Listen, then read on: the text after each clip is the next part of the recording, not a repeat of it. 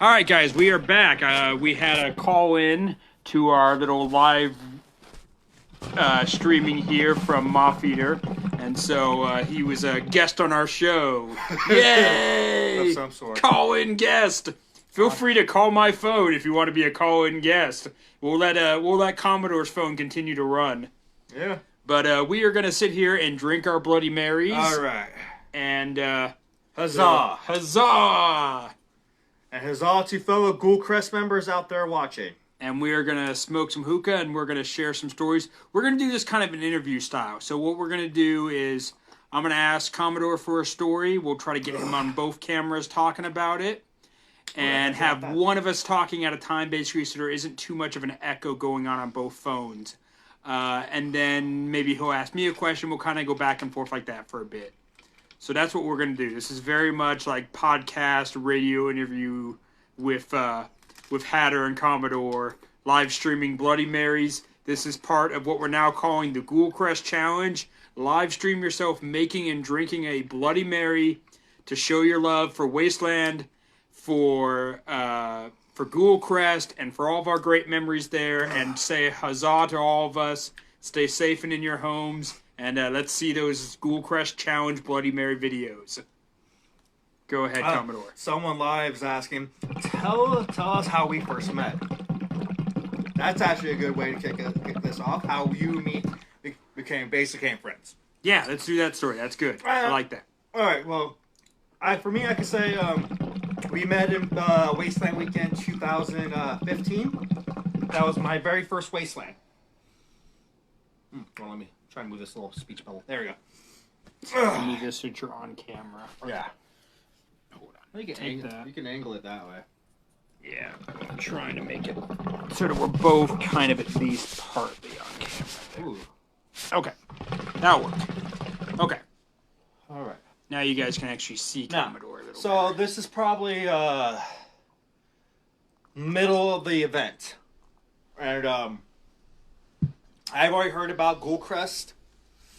I walked around Wasteland Weekend aimlessly just to see what's there, who's doing what. My first year, I want to check it out. Came across Ghoulcrest. It was club members only. I had to tell a bounty hunter story.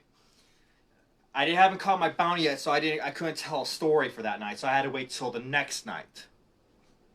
And so I finally caught my bounty that first night, that next day. And it was a good story. I told a good story about it too. Basically, the gist of it was I caught my bounty with his pants down in a porta potty. Oh yeah, I believe Major and Captain had a good hoot with that story. Oh yeah, I mean that is a great story. You've told it many times, but yeah, go on with this one. So both Major and Captain dubbed me Ghoulcrest member, and I was actually lucky enough. I believe I got like the very last tie, because the person who I was hanging out with before I told my story, he told his story next, and they literally ran out of ties after me. So I had what I like to call the 30 of the dirty 30 ties. And as a new member, as the Ghoulcrest, I was given my tie, and I said hello to my fellow club members. And I noticed this fine gentleman sitting down with a lovely hookah. And me, I fucking love hookah. It's like one of my favorite things to smoke. Like, I'll pick that over anything. And I asked him if I could sit and join him, and he was generous enough to let me join him in a nice smoke. And basically, I introduced myself. He introduced to me. I basically how I came, what I did to become a member. He was telling me, he was helping the club out with their cigars. Like, he was like, "You're the cigar advisor." Cigar Czar. Cigar Czar. Cigar Czar. That's right. It goes so well. So yeah, why don't I tell that story? So I'm going to tell the story of how I first got introduced to Ghoulcrest. For those of you who know what I do at Wasteland, and for some of my friends that might be watching that don't attend the event, myself and my roommate Commodore here both are members of a cigar club slash bar slash bounty hunters kind of club at Wasteland. Ghoul Quest started in 2015. Of course, created and ran by their lovely staff of Captain Stranded, Major Impact, and well, the first year was just those two, but then later on we had Corporal Punishment join, of course. And then later me as Commodore Pistol Whip. Back then I didn't really have a Wasteland name. Yes, of course. So their staff has grown over time. Moth Eater is also like their bar back. What's up, Liam? And then we have what is it, Sergeant Shutter, TK? Snapshot. I think it was Sergeant Snapshot. Okay, it's Sergeant Snapshot. Okay, I It always was say shutter because I think of like a camera shutter. Yeah, no, but it was literally like Snapshot because No, it had evolved him with the camera. Yeah, that's why I said shutter, because I was thinking like shutter speed, like a camera has a shutter lens, you know? Anyway, I got the name wrong. But, so Ghoul Crest, of course, was originally Captain Stranded and Major Impact. They started in 2015. They actually did an announcement post-Wasteland, or pre-Wasteland 2015, talking about how they were coming out to the event for the first time, and that they had this idea to bring out a cigar bar. Now, for anybody who's known me for a long time, I've been a cigar smoker for many years. Started when I was doing Renaissance Fair many years ago, and over the years I've developed a decent knowledge of what I like and what some other people might enjoy. So when I saw their original post, I immediately messaged both of them over Facebook and asked them, like, hey, guys, you're coming out. What kind of cigars are you bringing? And at the time, what they said to me was, well, we don't have a ton of experience with cigars. Basically, we're willing to take recommendations. And so I recommended some. They went and purchased them. They smoked them. This was several months before Wasteland, maybe like July or something. And then they really enjoyed them. So, of course, they messaged me back and said, hey, these were really good cigars. Thank you for the recommendations. Would you like to help us out as being our cigar? And they at first said cigar advisor, but we later settled on the term cigar czar. And, of course, I was like, yeah, that sounds awesome. I mean, I would love to help out with that. So I got added to their staff, essentially, like the very first year. But, of course, they handle, vast majority of it, planning and building and all of that. I show up and hand out cigars, honestly. I don't camp with them, I don't ride with them, but I do try my best to hand out cigars and do what I'm supposed to do there. I often make the joke that I am number 31 of the Dirty 30. And for those of you who don't know what that means, Dirty 30 was the first year they had 30 ties, they gave out all 30. I have worn this necktie since 2012. I had every intention of keeping it and not trading it in for one of their ties. So they did eventually accommodate me and tag it with their logo. And so since I was there the first year, but I didn't get my tie that year, I often make the joke that I'm number 31 of the Dirty 30. Because I can't say I'm number 1. Somebody's got that honor and they deserve that honor. And I can't take any other number because other people got those. So I'm number 31 of 30. And Commodore here is number 30 of 30. Exactly. Well, yeah, so that's pretty much how we met, became pretty good friends. This is back when he was still living in SoCal, so I only usually got to see him at Wasteland and or Hunter's Night. Yes, definitely. So for those of you who don't know, Commodore is actually a big reason why I decided to move to Sacramento. I'll tell a little bit about that story. So I took a visit up here right about 2 years ago now. And I was considering different places to move because of some transitions that I was going through in my life, and I needed a change in scenery. And so I came and visited Sacramento, and I stayed in this apartment on the couch with Commodore for like 5 days and just visited all of Sacramento, checked out, places to work and shops that were in town and John everything. Pete. Huh? I was commenting Pete's comment. Sorry. Oh, okay. No, of course. And so after about 5 days here, I decided, I like Sacramento enough. I think I'll move on up here. And then it took me a couple months to save up some cash and transfer my job and all that. And I moved up here first to Citrus Heights. That's it. Yeah, of course. And I lived in Citrus Heights for about 6 months, rented a room. And then Danny's or Commodore's other room in his apartment became available, and I took that extra room. So that's a little bit of a summed up version of that story. Yeah, pretty much when my former roommates decided to move out, he was pretty much top of the list of the person I wanted to have move in with me, because I know that was one of the original plans. Was I originally wanted both of us look for a place to stay, but around that time I was also transitioning to different jobs, so I had a job hour cut to where I wasn't making much to move out, so it got highly delayed. And then eventually my roommate just moved out, did their own thing, and then first thing I did was hit him up like, hey, my room's gonna have a room available in my apartment with me. Do you want to move in now? Move in, not right now, but like whenever you get the money before they move out, because we had like that 30-day notice type thing, so we had plenty of time to work with what we got. And like the move-in was like a bit of a hassle because it kind of rained on us. Yeah. It rained on us, so we had to wrap all his stuff. It was like Sally like in this little box of a room, like almost the size of a bathroom. Yeah, my bedroom at my first place was quite small. It was more of like a child's room. More of a toddler than child.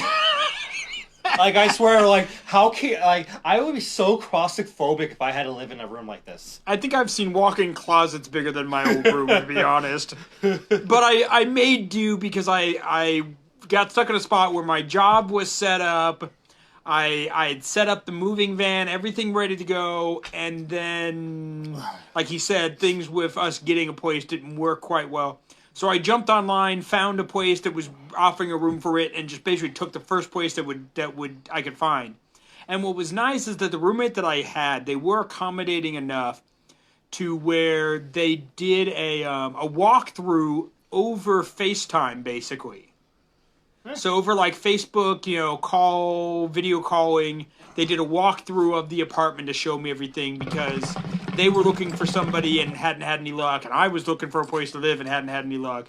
And so, even though timing got delayed for Commodore and I being roommates, it still worked out for me to get out here to Sacramento. So I'm okay with that, It all worked out in the end. Oh, yeah. And then, like, I gotta say, like, pretty much Hatter right here is probably, like, one of my most favorite roommates, because, like, this dude is, like, so aloof, so chill. And, like, we get along great, and, like, he's a fellow Wastelander, so we all get to talk Wasteland stuff, and then he's also, like, a fellow nerd. He loves Star Wars, and I like seeing him do his 3D print projects, because he likes 3D printing. And, like, it's pretty cool to have him living with me.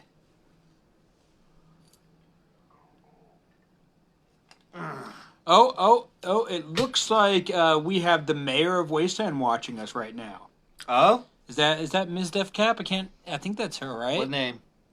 This one here. Tag, I think that might be. Grosso? Yeah. Sorry if I mispronounce your name. It's this thing you 3D print. What's the last thing I 3D printed? Oh, it is the mayor. See, I was right. It's Ms. Def Cap. Yeah, because she was literally over here too. I don't know if she's watching both, or she's like switching back and forth for like the camera angle effect. So, if you guys don't know, we're watching the video kind of from a distance because it's sitting over there, and it's just these little tiny... Miss Mayor. My apologies. Yeah, it's Ms. Mayor because Ms. is her Wasteland name. Yeah. And then she's the mayor, of course. I like Ms. it. Mayor. It's a good little combo thing. My, huzzah to my sworn enemy, Ms. Mayor. Huzzah to enemies. Yeah. And, a former tribe ally to me, because I used to be with the Trolling Buzzards. Before I became a full-fledged Ghoulcrest tribe member. So yeah, the last thing I 3D printed, I am working on a project for Captain Walker, Doug Corbin, if you know him, from Wasteland, of course. I'm working on a project for him for the Cyberpunk event, making some costume pieces for both him and his wife. I can get him and put him on camera if you guys give me a second, but that's what I've been 3D printing right now. Besides that, I've also been working on my wrist computer gauntlet thing for the Cyberpunk event, and that's been quite a challenge to get designed and ready. Hopefully I'll still be able to make it out to the Cyberpunk event. We'll see. You know, everything's up in the air right now, obviously, with the shutdown and the quarantine and all that. Don't know for sure if the event's going to happen. Not that they've said anything, but I'm just anxious. Because we're getting like really hitting that milestone of the time of the event. Yeah, well, they pushed it back to June 11th, which is really nice. Okay, I didn't hear about that. That's actually pretty awesome. So they did give us like another 5-6 weeks. So hopefully by then nothing else will get in the way and we'll be able to do that event. But it's all wait and see at this point. You know, everything is. So it's just the world we're in right now. You know. Oh yeah. But yeah, I'm still working on my designs for that, and like I said, I'm printing some stuff for Doug Corbin and his wife, and I'll get those and show those on camera in a minute. They're looking pretty awesome, I will say. Like, I'm impressed. Let's see, what else can we talk about for like Wasteland? So, well, let me take this chance to say I appreciate Doug for Captain Walker. So if you guys don't know, I mean, I do sometimes run my 3D printer as a little bit of a side business. And I just want to encourage you all, if you have the extra means and you can contribute to an artist and help them out a little bit, please do so. It doesn't have to be to me, obviously. There's a ton of Wastelanders who make their own things, who have an Etsy store, who record music. If you have a little bit extra, no one's requiring it. But donate it to those that you can, if you can. You know, buy something from a Wastelander, buy something from a friend who does side hustles and side projects of art and all that. Absolutely. Oh, yeah. Go ahead and talk for a minute. I'm going to go grab some of my 3D prints. Oh, let's see. What Wasteland type of story I could talk about? Yeah. Let's see. Fuck, I got, well, as some of the Wastelanders personally know me, like, I DJ out at Wasteland. I usually DJ multiple camps, whatnot. Like, I think last Wasteland was where I had the most DJ gigs. I had like at least 4 or 5. No, it was 4. It was 4. Where did I get my name? Okay, well, let's see. There we go. That's a better story right there. Okay, so before my first official Wasteland name, I was called Pistol Whip. The way I got that, it was after my first Wasteland. There's a lot of tribes up here in NorCal, and they had a big, huge Wasteland event, like a little get together at their home, and we all wear our Wasteland gear. We barter. We brought food, and we had a little photo section. It was all decked out Wasteland theme, and it was fun. And we get to tell stories, and it was cool. And one of them, in the barter section, had this bullwhip with a flintlock pistol as the handle. And I fucking love that so much because it's a pistol whip, and I'm a sucker for puns. So, me and the owner came across a deal.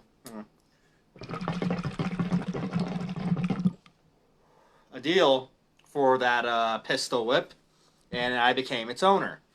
And then next Wasteland happened, I carried it around with me, and people were just loving the pistol whip. And it was to the point where, like, people just remembered me as, like, oh, it's the guy with the pistol whip, because I was still new to Wasteland. I didn't really have a name or anything. So when someone was trying to point me out, I was like, you know, it's the guy with that pistol whip. So I was like, okay, I guess I'll just call myself Pistol Whip then. And then after that year, before the Wasteland year of 2017, I was in talks with the Ghoul Crest, and they wished for me to become an actual tribe member with them. And every member of their camp has a military rank, if you haven't noticed. So they're trying to they're trying to bestow one on me, and they're trying to think of one that'll be fitting, and the one they decided was, of course, Commodore. So I became Commodore Pistol Whip. So yeah, Commodore is for my Ghoulcrest tribe, because like you have Captain Stranded, Corporal Punishment, Major Impact, and of course Commodore Pistol Whip, and of course Sergeant Snapshot.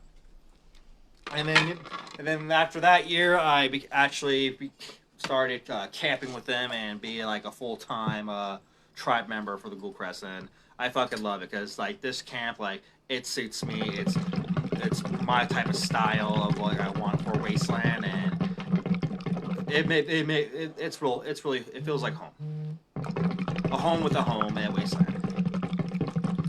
So yeah, that's how I got my name, Commodore Pistol Whip. And the Hatters has returned. Yes. So, Ms. Mayor Def Cap asked what are some of the things I've recently 3D printed. So I thought I'd show some of them off. Because I don't always have a chance to share all of my projects. I do try to share some stuff. Feel like home. Absolutely. A good tribe should absolutely feel like home. Feel like an extended family. Oh, yeah. You know, and people that you look forward to seeing every year. Like, Wasteland Weekend, Ghoulcrest in general, it's home. You guys are family. Huzzah to that. Huzzah. So, this right here is my biggest project I've been working on. This is a 5-inch touchscreen that will be for the Cyberpunk event with a little pull-out keyboard. So it sits on my wrist. So that's the biggest project I've been working on. It's freaking amazing and huge, and it's a really cool gauntlet. I really love it. It's going to turn out... It's still not completely done. I still have some more stuff to design, but it will get there. Right? I really like this. Like I said, this is a full touch screen. And this is a full keyboard for it. It is not glued together at the moment, so it comes apart a little. It is not finished by any means. It is definitely still a work in progress. That will be for the Cyberpunk event. Now, the Retro Wave and Red. Yeah, exactly. It's definitely meant to look like 80s futurism. That's a lot of what I'm going with for my Cyberpunk event, because that's the Cyberpunk that I grew up with, is that 80s future, that retro, what would now be retro 80s futurism. At the time, it was just 80s futurism. So yeah, I'm going with a lot of that type of look for my Cyberpunk outfit. I'll do more videos and post on my Cyberpunk outfit as I put that together. The other thing that I'm working on, and this, mind you guys, this is in pieces, because it's a very large thing that I have to... That's the kind I like too. Oh, nice. So this is a very large piece that I have to cut up. That's part of a headpiece for Doug Corbin's wife. Gosh, I don't remember what her Wasteland name is right off the top of my head. He's Captain Walker, and I don't remember his wife's Wasteland name. I really should know it. I've been friends with them for so many years. But anyway, I'll show you guys this. This is part of a headpiece. Like I said, it's printed in multiple parts, and it still needs some cleanup. But you can see we've got an ear and part of the top of the head here. And then what goes on top of this is like this bun here. So it's this big, huge headpiece. I'm still missing another part. Mrs. Walker. Yes, of course, it definitely should be. Mrs. Walker! Mrs. Walker!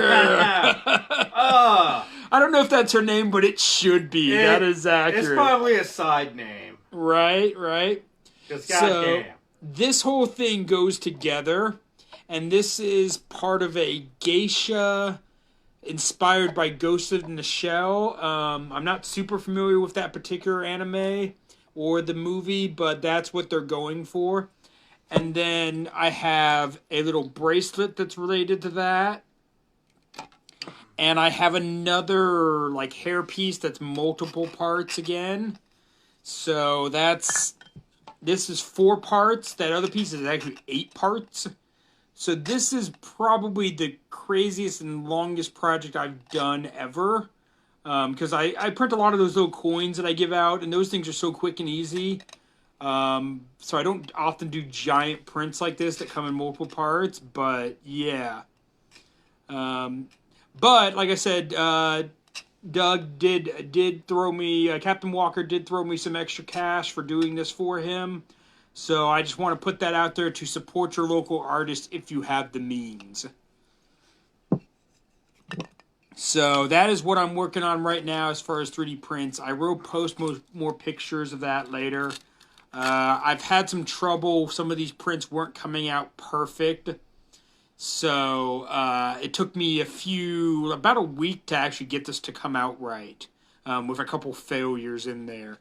It's a very complicated, complex part that I had to cut up and get the print just right so that they meet up and everything. So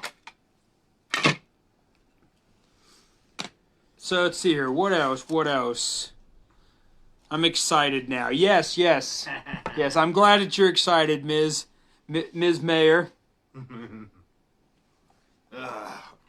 My powerful enemy, Ms. Mayor. That's a good story. So let me tell you guys how myself and Ms. Mayor became sworn enemies. Oh boy. So, if you guys, of course, know us both, Ms. Mayor is, I believe she runs the Def Caps. Maybe her and her husband, partner, whatever, run it together. Either way, Def Caps, Ms. Mayor. She became the mayor at the most recent Tribes Moot. Going past, Heist, who was our former mayor, who's also a longtime friend of mine. I've actually been friends with Ms. for several years. We've both been going to Wasteland a long time, and you get to know people, and you hang out, and you drink together, and show together, and everything else. So, how did Ms. Mayor and I become sworn enemies, or as a buzz term, frenemies? Because we're friends in real life, but for LARP reasons, for roleplay reasons, you know, she will have my head if it's the last thing she ever does. That's the way it goes from now until the end of time. Heist is great. Yes, Heist is a great guy. I love him. He's cool. He's another one that I love to hate because he ran the Wasteland Wolves and they were a bunch of red right hand double-crossing dirty bastards. And so now I've sworn enemies to all of them. Oh, yeah. So Wasteland's a lot of story, a lot of roleplay, a lot of fun. So several years ago, 2017. So like 3 years ago now. It was like a few years. Yeah. So 2017, I went to Winter Games in Southern California. Oh, I love this story. And this was just before I moved. Well, no, not just before I moved. It was the last Winter Games, though, I went to, or maybe it's 2018. Either way. No. It was the last Winter Games I went to before I moved to Sacramento. Yeah.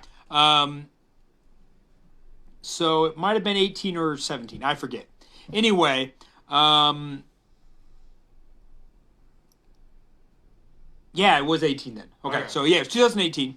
So I've been a member of the casino, well, at least a player there for a long time, ever since their first year, which was my first year, 2011. And they were, back in those early days, there wasn't a ton of entertainment, so the casino was definitely the place to go. Absolutely. And it still is. It's a great place. I love the casino. I go there all the time. One of my favorite places. Yeah, 18. Okay, so yeah. Ms. confirms with me that it was 2018. And she knows why. Because it's all part of the story. She was there. So, So for Wasteland 2000, or for Winter Games 2018, which I'd gone to a couple times, I went there and you did miss that. Yes. I'll get to that part of the story. So we all went, and that event was, let's say, hit by some unfortunate weather. Okay.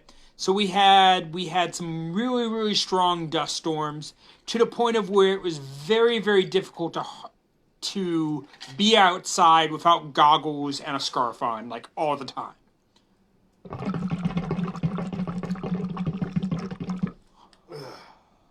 So, because of that, it disrupted what was going on for the event itself.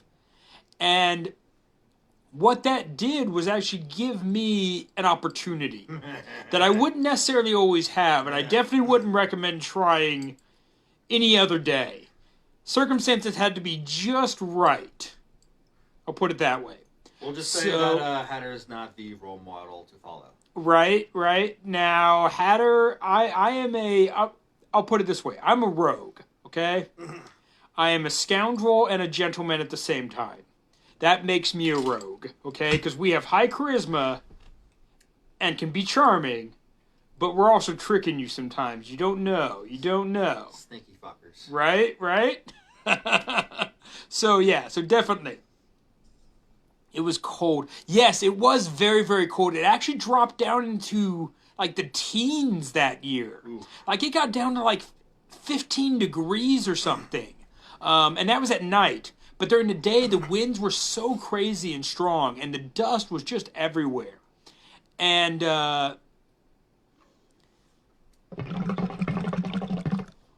so what that did is it gave me a unique opportunity. I came to Winter Games with basically no chips, no caps from the casino. And if you guys know the casino, you gotta have caps to play. Now, you can tell your story or make your joke or do whatever to get your caps. But I didn't have any at the time because I often go into the casino, make a little, lose a little. At the end of the week, and often come out with nothing. I play big. I don't hold back when I gamble at the casino. They often look at me as a high roller because I will bet every freaking cap I have. And sometimes I make big money and sometimes I lose it all. And a lot of years, by the end of the weekend, I'm broke. I could be up 600-700 caps. By Sunday, I'm broke. You know, it's just the way it is. Because I play it all and just have fun all weekend. I don't really worry about how much I'm going to have or how much I'm keeping for next time. Yeah. So a lot of times when it comes to their big auction, I never have the caps to play. So my goal for Winter Games was to get some caps and to go for a VIP pass. My personal goal. Now, of course, others had this goal too. Ms. was one of them. And, of course, she's there representing the Death Caps. So...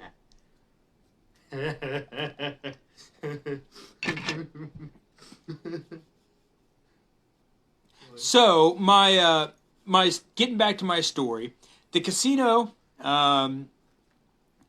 was Last Chance Casino, of course, was open during the day, and they were doing like a happy hour, and this event allows all age, so people's kids are there. So they're doing like a happy hour, they're allowing kids to play, they're showing them how to gamble, and we gamble for caps, not real money. So we're not breaking any laws by doing this. And they're serving the kids like fruit-flavored virgin drinks, of course, that have like goofy apocalyptic names. I don't remember them right off the top of my head. That's cute. Yeah, right? It was really cool. It was really sweet, really cute. And the kids are gambling a little bit. And I go in there and I gamble a little bit with the kids and have some fun. And then just about that time, we get that crazy freaking dust storm. And it just comes in like freaking mad. None of us can see. We're all putting our goggles on, putting our scarves on. We're trying to scramble for any kind of cover we can find. And the casino basically gets abandoned, just as is. Just completely abandoned. Everything left there, everything on the tables, everything just there. Okay? So, fast forward to several hours later. And I get this crazy idea because the casino is still set up. Everything is exactly how they left it like 3 hours ago. All caps on the tables, stacks of them, everything else. So, I'm a rogue. And if anybody from the casino is watching this, well, it's too late now. I'm already a VIP member. So... Is this basically his confession? Right, like several years later. His long-term confession. Dear Father, I have sinned. You sinned a lot. Oh. And Miz, you might dislike me even more. Oh, that's right. So I took advantage of the fact that they were open or they were closed, but no security, nobody in the casino, and everything was left there. Abandoned. All caps on the table was everything. And I took it upon myself. I didn't keep count, but I pocketed a bunch of caps. Straight up truth. Okay? Then, later on that night, they did eventually take a bunch of the heating units, because we could only have propane heaters there. They wouldn't allow wood fires because it's an old military base. They're worried about embers sparking stuff and causing a big fire. So what I did after pocketing the caps, yes, I know that you didn't know that, Ms. Def. I've been very careful who I've shared this story with for a while, to be honest. So what I did is, after pocketing those, they finally opened up a table. This makes so much sense now. Well, that's not the whole story. So that's not the whole story. No, he ain't done. So I went, when they finally opened up a blackjack table, I took the caps that I had, and I put them all down, and I did like I do at Wasteland. I played big. I bet everything, every hand. Fucking rogues. Yes. I took those maybe 3 or 4 dozen caps and turned them into like 400 caps, honestly. I hustled. I played big. I won big. I played blackjack for like 2.5 hours or so. Turned that into a big old stack of caps. So, at the same time, I didn't know that Ms. Defcap had become ill and had gone home sick. And so she had sent a representative to go and bid on a VIP pass for her. And I had sworn to myself that I was going to get that VIP pass. I didn't know we were both going for it. And of course, there were several others going for it. Yeah. So I'm there with my ill-gotten gains, my pilfered and then hustled caps. It's tainted money. Right? So you like your sugar mama or something? Yes! Yes, lady... luck be a lady, as Frank Sinatra would always say. One of my absolute heroes. Good words of wisdom. Right. Was definitely... Luck was on my side that particular weekend. Because I took my few dozen pilfered caps and turned them into a giant stack by playing big and gambling like crazy. So, because of that, and because it's Winter Games, the bids started off pretty small. And people are going back and forth. I think Heist threw in a bid. I think some other people threw in a bid. But it came down to myself and the representative for Ms. Def Cap. And I don't remember who her representative was. But we were going back and forth. And finally, I outbid them for, I believe, roughly 300, maybe 300 plus caps. And I got the VIP pass. Also, to be fair, the casino did get their caps back. Yes. If you want to get literal, like, they did get their caps back. Yes, of course, because you pay for things with their caps. So, the money that he heisted eventually returned to its owners. Right. Although, to be honest, I'm actually still up. I know. But, like, let's just say the amount that he took went back in there. And what you have left was what you just got from the table. Yes. So even now, 2 years later, I have still been betting on that initial money and making enough to keep myself in some amount. Back into the economy. Yes, the Wasteland economy. That is true. And I also find it kind of funny because, like, what he had to do to get his VIP pass, I became a Ghoulcrest member, and the guy who was running it, like, oh, here's VIP. Come to our casino. I was like, okay. So I was pretty much handed it, and he had to go through those fucking hoops just to earn his pass. And mind you, I had wanted a VIP pass since they became a thing. Like immediately, I always wanted one, but I never. It's a good establishment. Yeah, absolutely.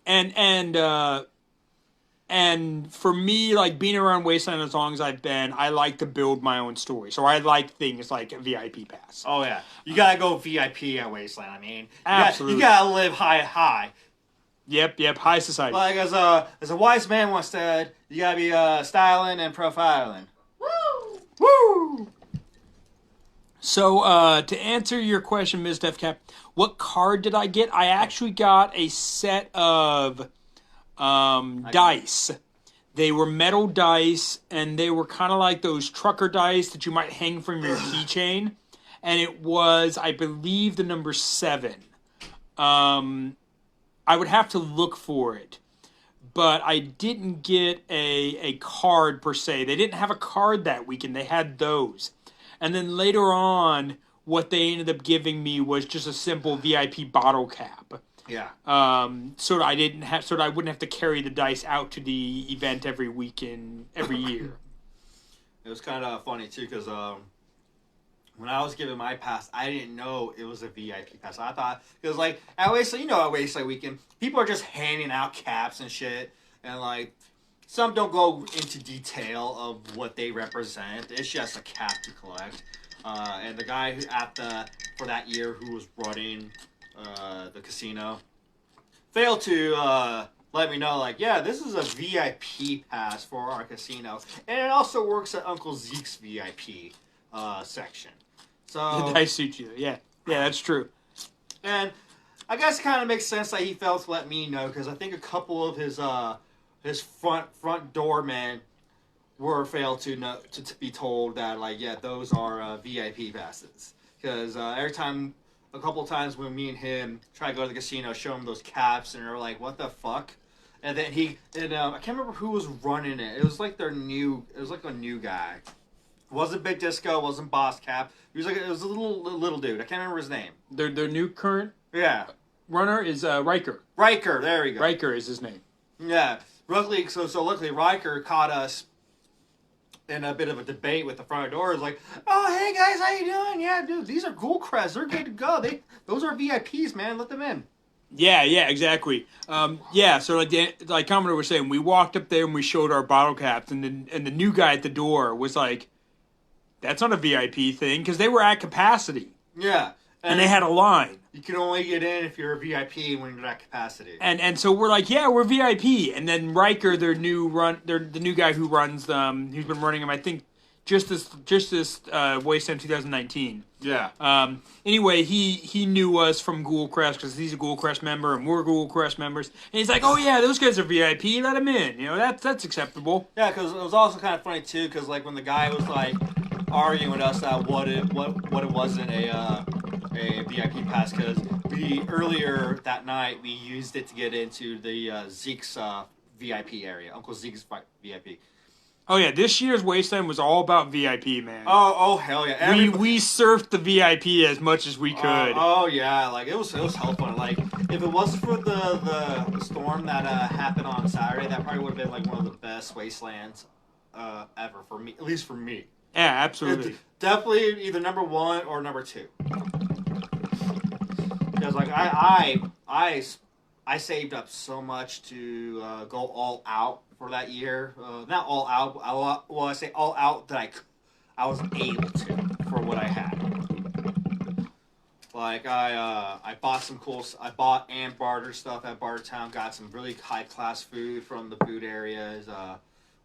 Went to some good chunk of shows. Had a shit ton of DJ gigs, and of course, a nice, lovely night at the Ghoul Crest.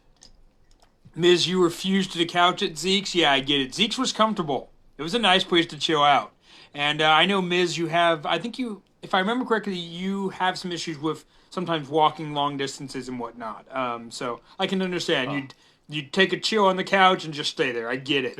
Wasteland can be difficult walking around. Oh, yeah. That's why I need to try to invest like a moped or some type of little thing that makes me get around faster. because it's not often I can be able to what's the proper word? Accommodate. Yeah, all that walking. The Ghoulcrest go-kart. Commandeer. Commandeer, that's it. Yeah, Commandeer Ghoulcrest's little go-kart thing. Even though I always have a fun time riding that thing because I love fucking go-karts and little cart-like things like that. That's why I want to try to get like a nice little moped, deck it out, get it ready for a desert ride. So I might change the tires to like dirt tires or some shit like that. We'll see.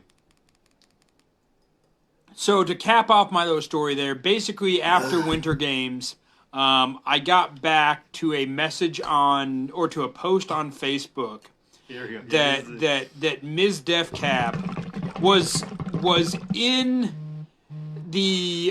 at the doctor's, had become sick enough, I don't remember exactly with what, but she ended up going in to see her doctor and they checked her in and whatever. So maybe the ER if I remember correctly. So was sick enough to be in the hospital from a cold or pneumonia or something. Now, of course, she got better. Thank God for that. Yeah, good job.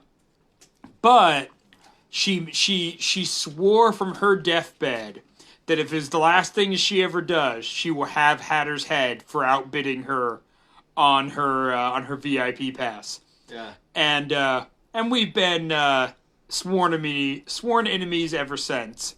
And that plays into a lot of gameplay, LARP stuff, storyline stuff, because I actually utilized that in the next year for my Most Wanted and incorporated her as the person who had put the bounty on my head. And as part of the path to get my Most Wanted, they had to visit her, Ms. Deathcap, and get an item from her, which was a gun, to come in and take me down. Yeah.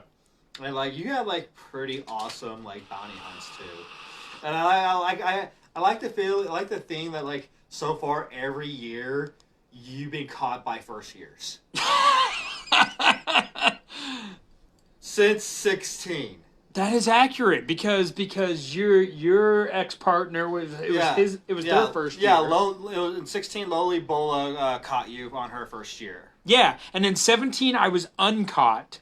I was not caught at all. Yeah. The person never even showed up to Ghoulcrest. It was like being stood up for a blind date. I was super disappointed. I would be too. Then I spent an entire year taunting the Rust Devils, telling them that they failed at their job because their recruits clearly aren't good enough to catch someone of my caliber. Yeah, you just literally just slap your dick on the mat and just like through your ego, just like, you guys suck. Come get me, bro. Right? It was so much fun. And then that ended up being the same bounty that I got to incorporate Ms. Deathcap into. Yes. Was that one where I had just been like teabagging the Rust Devils for like a year. And I love the Rust Devils. They're friends of mine. They're great people. Had so many funs. Played their game every freaking year that it's been a thing. Love those guys. Love Biggs and all of them. But I was taunting them to build my own hype and to make people want to come after me because I was super disappointed that I hadn't been caught the year prior. But like, I don't know, especially when you're Most Wanted, you want to be caught. You put all this effort for a no-show. Come on. Yeah, exactly. So for you guys that don't know, I do Most Wanted every year. I've done it as long as they've had it. It's steps that you have to complete, like a scavenger hunt, to get to that person to take them down. It pulls out like one of the best like LARP questing shit. I just said scavenger hunt. It's really fun. I caught a few Most Wanteds. Yeah, absolutely. It makes for a really great weekend. The first years who've caught me said like it made their entire event. Like it was the one thing that they spent their whole weekend looking for and searching for and trying for. And at the end of the weekend when they caught me, like that becomes part of their story and a huge thing for them. Oh yeah. So I always try to do my Most Wanted with a really good prize, make it worth it, make it a good story that they have to go through, everything like that. Because I enjoy the game and I like giving something for people to play into. Hell yeah. So yeah, in 2017 when I wasn't caught, I was pretty disappointed, and I spent a year taunting and messing with the Rust Devils to make sure I built enough hype and enough other people who might want to take me down a peg, you know? Yeah. It was good. It was good, too. Like, the way that person caught you, too, was, like, pretty legendary. Yeah, absolutely. Deadwood was the first year. And he was from Trolling Buzzards? I want to say Trolling Buzzards. Or no, Boneyard Buzzards. Boneyard Buzzards. That was it. Boneyard Buzzards. Oh, really? You do the shit at the pit? I didn't know that. That's fucking dope, Larry. I've been trying to actually get a DJ gig at the pit area, too, so... Yeah, like, that's, like, one of the few spots, like, I have not DJ'd at Wasteland yet. Oh, yeah, let me give a shout-out here for Commodore Pistol Whip, also known as DJ Carney Robber. He did a DJ show live on Facebook. For you guys that don't know, here in Sacramento, he is a regular DJ at a little place called The Barfly, also known as Factor 9, and sometimes at Necromancy and whatever local events he can book. And he also spins at Wasteland. But some of that revenue has been cut off, of course, because bars are closed. So he did a live stream of his DJ gig on Sunday. And if you guys want to catch it, all Wastelanders, all friends of mine, all friends of Commodores, tune in this next Sunday. He'll be doing another live stream. Yeah, I usually throw in goth, industrial, EBM, a little bit of metal here and there. Some random weird music shit. I like to keep my my people on their toes, you know.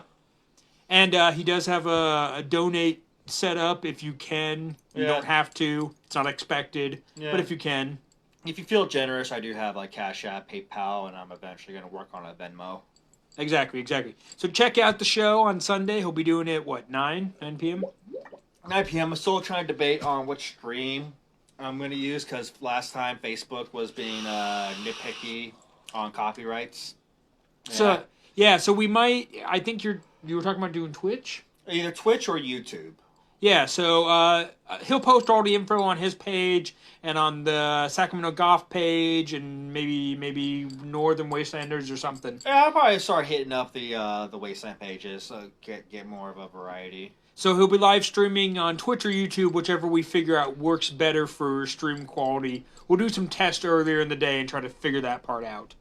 Oh, what's up, Cricket? Anyways, you were talking about your bounty hunt. What are the items you guys have on your gear? Stories about them. I know you get a lot of cool lore stuff. Ooh, that's from Ms. Deathcap. I think the most lore one really is this one right here. Okay. It's my little V2A badge. I actually got it at the last Wasteland weekend. So, like, I'm a really big fan of a good chunk of the bands that play at Wasteland Weekend. Like, of course, Attack, they're always going to be, like, a big favorite of mine. But there's also V2A, they're from the United Kingdom, and they play, like, a lot of industrial and shit like that. And it's basically stuff I tend to play at the clubs I DJ for. So, it's usually really hard to get their merch when you're not at Wasteland Weekend, at least from what I try to go to. Like, I try their websites, I try other online secondhand places, and zero luck. So, I literally had to wait till, like, the next Wasteland Weekend to actually get some merch, like a t-shirt, something, memorabilia. So, I found out where they're going to have their merch booth, their stuff at their merch at. It was like in Bartown. It was at a Carl's booth. Carl Bartowski. Yeah, Bartowski.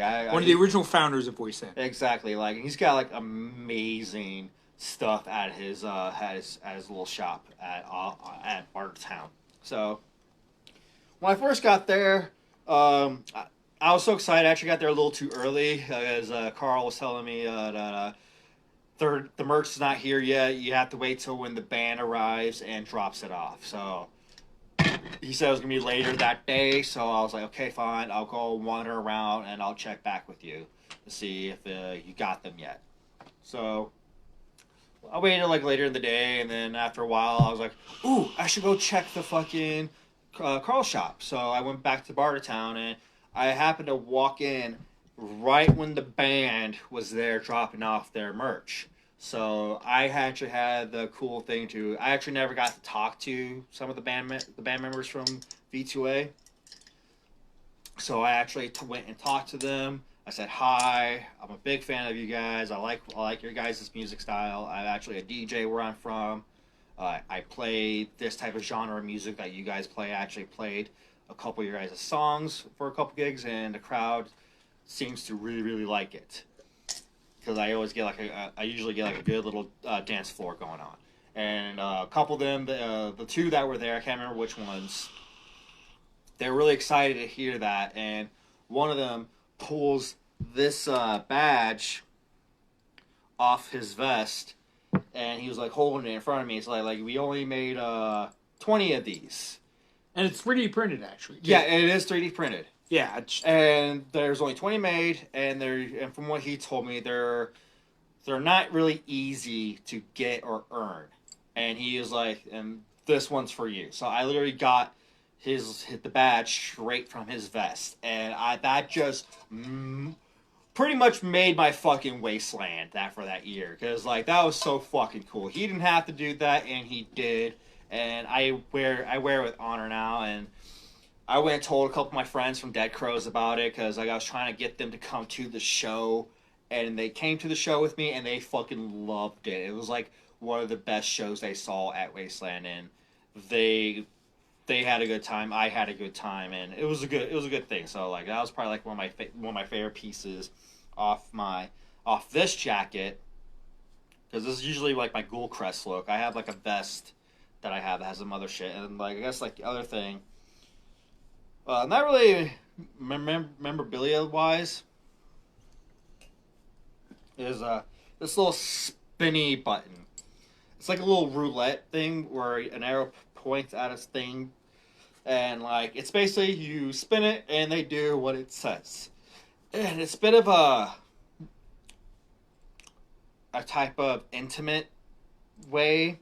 So like we have things like, oh, feel the lower area of the person's body. Oh, feel the upper area of the person's body, like me. Or, oh, kiss on the neck. French kiss them. Kiss on the lips. Player's choice, etc. And like I thought I bought it because it was like a couple bucks at Carl's, and like, oh, this could be a good thing for laughs. And what I didn't know later is that almost a lot of people who see it, they'll spin it and actually do what it says. So I actually got a lot of French kisses from people, both male, of multiple genders and gender identities, and it became a little bit more worth it than what I paid for. So it's worth it in the memories. Yes. It got me a lot. It helped me get a little bit more close and personal with a couple fellow Wastelanders. I'll say that much. Yeah, absolutely. So I'll talk about a few of my items. So first of all, I'm a collector of trinkets. I love shiny things, so they're everywhere on me. My coat, my hat, they're covered in stuff. Some things I've collected at Wasteland. Some things I owned before. Just as an example, this Mickey Mouse watch, I've actually owned this since I was about 5 years old. Of course, it's too small to fit my wrist, but I put it on my hat because it's a tribute to, something that I loved when I was a child. I was a big fan of Mickey Mouse and Disney as a kid. Big shock, I go by the name Hatter. Big shock that I might like Disney a little. I mean, after all, who put out the two, all the Alice in Wonderland stuff? It was Disney. But I have also read the books. I am a big fan of Lewis Carroll and all of his original work, of course, absolutely. Yeah. Along with that, to tribute to that, I have like a little teacup here on my hat. I have like a bottle cap from the Wasteland Wolves, my sworn enemies, and I have a mushroom cap from Ms. Death Cap, another token from an enemy. Yeah. Because keep your friends close, keep your enemies closer. Oh yeah. Oh yeah. So so that's why I keep these things on my hat, so that sometimes I can walk amongst their campmates and they think I'm one of them, but if they know the full story, then they know what's up. So Ms. Death Cap and the Wasteland Wolves. Like I said, keep your friends close, keep your enemies closer. So, I think one of my favorite things on your hat, like, I don't want to see, like, too egotistical or anything like that, but I just love, like, the Ghoul Crest sticker that's just still standing strong after so many years in the desert. Right? Of just being a plain fucking sticker. Right? Like, how is it staying there? It's held there by magic. It just shows you how strong the Ghoul Crest really is. Yes, yes. I got this sticker in 2015. The Ghoul Crest is for first year, mind you. So this sticker has been on my hat. I have not moved it or adjusted or reapplied glue or anything. It is simply just a sticker that has been on my hat for 5 years. Give or take. Give or take, yeah. It's just there. It's just there now. And people honestly all the time think that it's printed on the hat. Yeah. Because it's pretty thin as stickers go. So yeah, like that's always been there. And like it doesn't even show any signs of peel. Right? Or like aging even. It's still like bright It's and still crisp shiny and as clean. fuck. Like Right? little to no fade. Like you would think it was made out of genuine metal or something, you know? And it's brilliant. Right? See, even Miz says, I thought that was a metal badge, right? It's just a sticker. Yeah, isn't it crazy? People have asked me if it's embroidered on the hat or I think printed I on even the asked hat. you that. You're like, no, it's just a cheap ass sticker. Right? It stayed on so freaking well. So, yeah, this hat is covered in stuff. There's too many things, too many stories to go into them all. I literally handed him the hat earlier, and I felt like so much weight on. Like, dude, you must get like so much good neck workout by just wearing this hat when you're in the fucking desert. So this is my daytime hat. If you guys don't know me, of course, being the hatter, I have several hats at Wasteland. I bring about maybe anywhere from 3 to 5 every year. Sometimes I'm giving one away from my bounty prize. Sometimes I receive one as a gift. So I usually have 3 to 5 somewhere in that neighborhood every year at Wasteland. This is my daytime, or no, my evening wear hat. And then I have my daytime hat that is lighter and breathes better for like the hot sun. Oh, show the sticker on the camera. Oh, on that camera. Okay. Yeah. Okay, if you can get it in focus. This right here. Yeah. That's it. That's been on there since 2015. Yeah. So it's 5 been years pretty and incredible. still young. right. My hats off to Major and all of them for and Captain and Corporal for actually getting these stickers, and I don't know how they made them so durable. Right. But they must got a good sticker guy. Like, right? damn. Seriously, whoever they used, everybody used that guy. Yeah. So, I will tell the story of one of my favorite items, which is my key badge here, okay? I love this one. So this is my key ribbon, key badge. This is a gift from Moth Eater. I wish Moth Eater was still watching this, because, like, he should hear it. I know you told him this, but, like, still... Be nice. Well, he gave me the item. I know. It's a nice little retell of the story that involves him. So, this started as part of a lore/LARP roleplay story. So back for Wasteland 2017. Yeah. They post the event a few days after when we were all home and resting and relaxing. Eager for the next Wasteland. Eager for the next Wasteland, coming up with our plans and whatnot. I hadn't noticed that. It looks neat. Yeah, it really is. I really like it. It just kind of hangs here in my suit all the time. It's gonna have sentimental handmade by Moth Eater as a gift to me, and I think Allie also, my lady, helped him make it.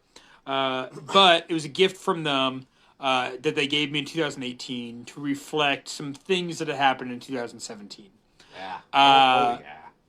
So this was a year-long story.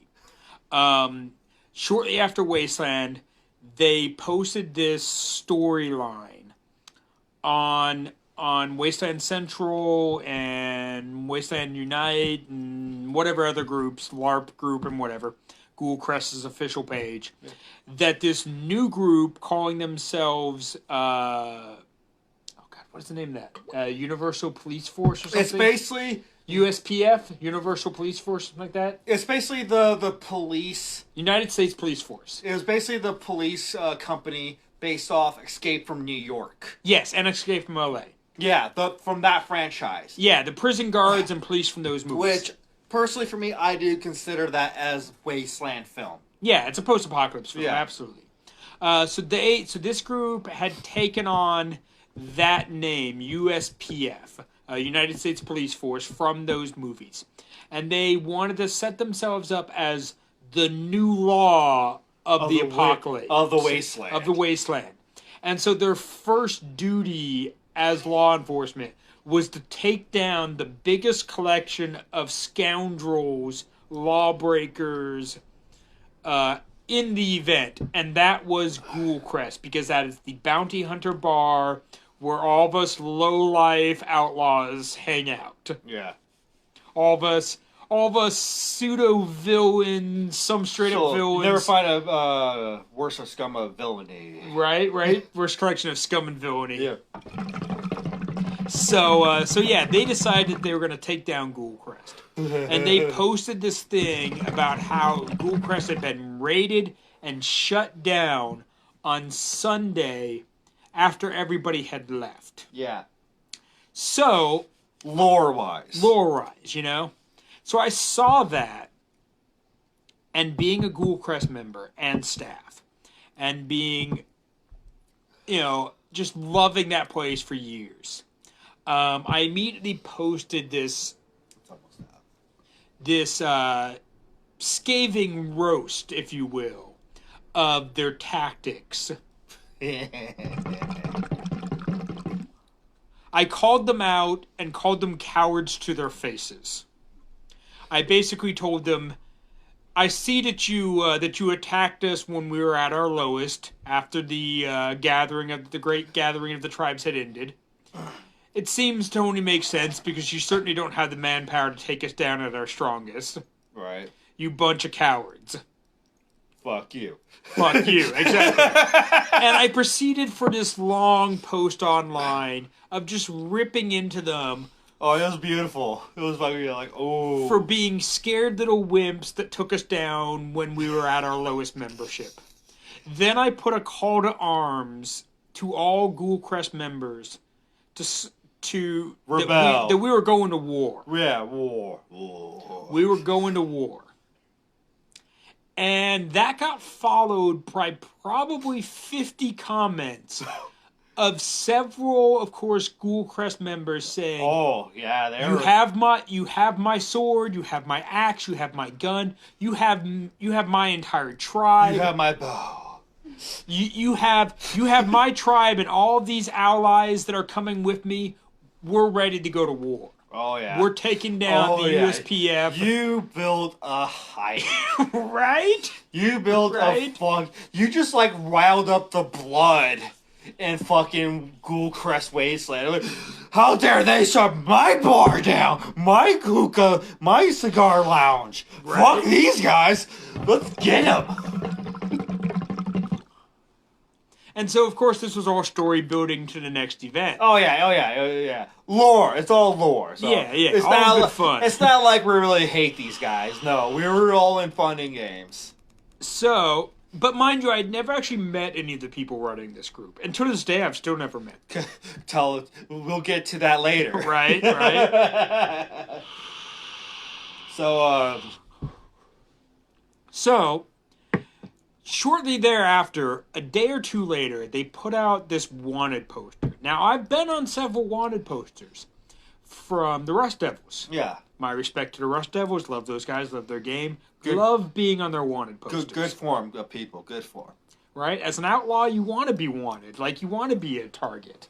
You got to get your hype out there. Gotta get that publicity out. So I'd been on some Rust Devil posters over the years. But this group, this USPF, in 2017 had gone around the event, had printed up wanted posters for several of the... A lot of the hot shots. Right? The grade A Wasteland. Like, I remember River was on it at one point. Yeah, I think she was on it for 17, but I wasn't. Yeah. And then, like, And then, like, some other big guys. The Baron and, of course, the Tank. Yeah.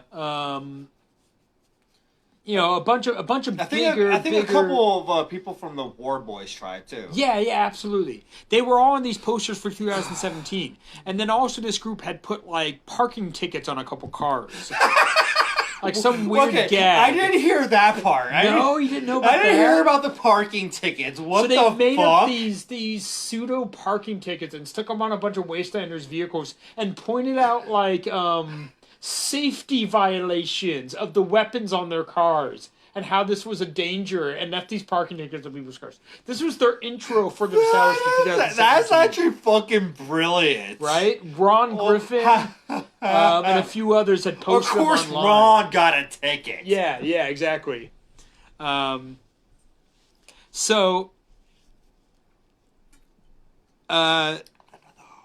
Yeah, Dickless Ricks. Yes. They'd posted up these... So people have been posting these wanted posters and these things that they'd gotten from this group. Now, my immediate thing was... I'm one of the best bounty hunters at all of Wasteland. Okay? I catch bounties. I have great bounty games. And I'm well known for that. And let my ego talk for a little bit here. Yeah. I'm gonna let your ego talk. Right. Yes. I'm gonna let you have your moment. I've been going to Wasteland since 2011.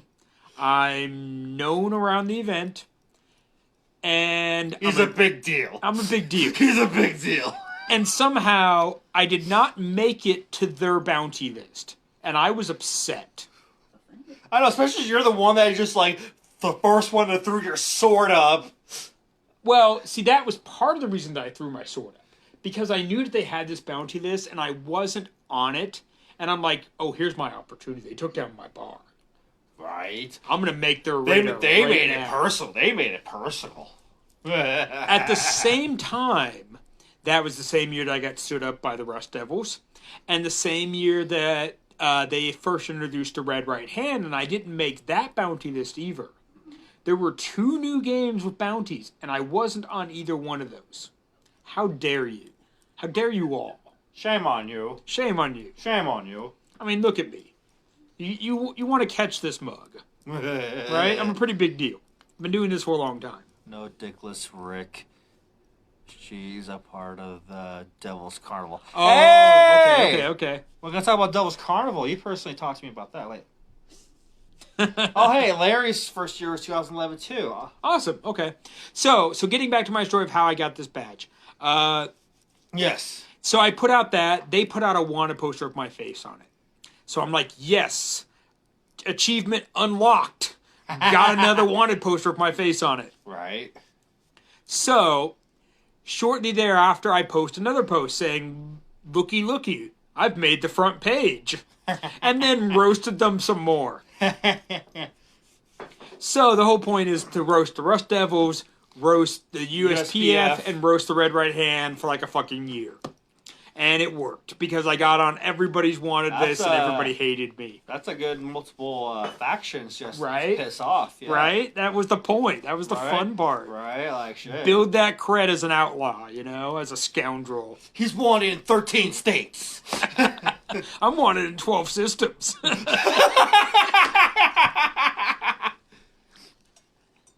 I had the death sentence in 12 systems.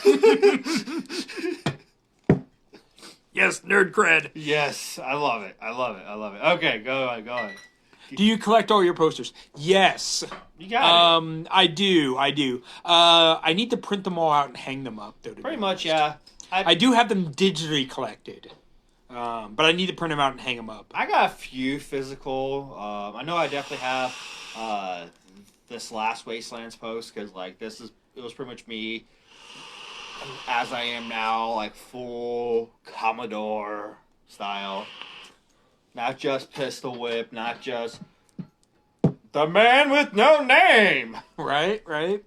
So I put out that post, and then they released the next chapter in their story.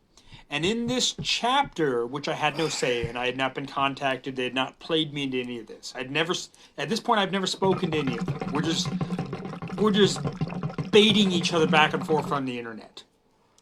They put out the next chapter, and I am supposedly in prison now.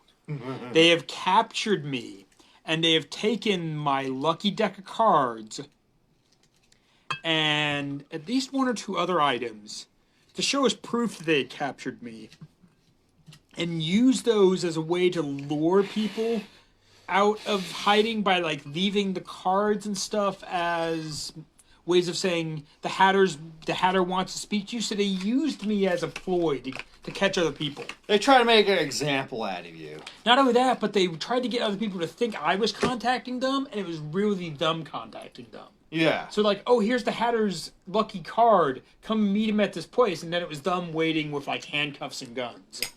That was the story that they put out. Yeah. So anyway, I got captured, and I'm in prison now. And then the next chapter that came out.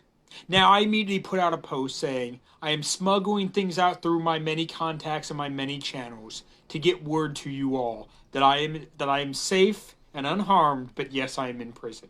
But I have more plans and schemes coming. Basically that. So then, what do you really have?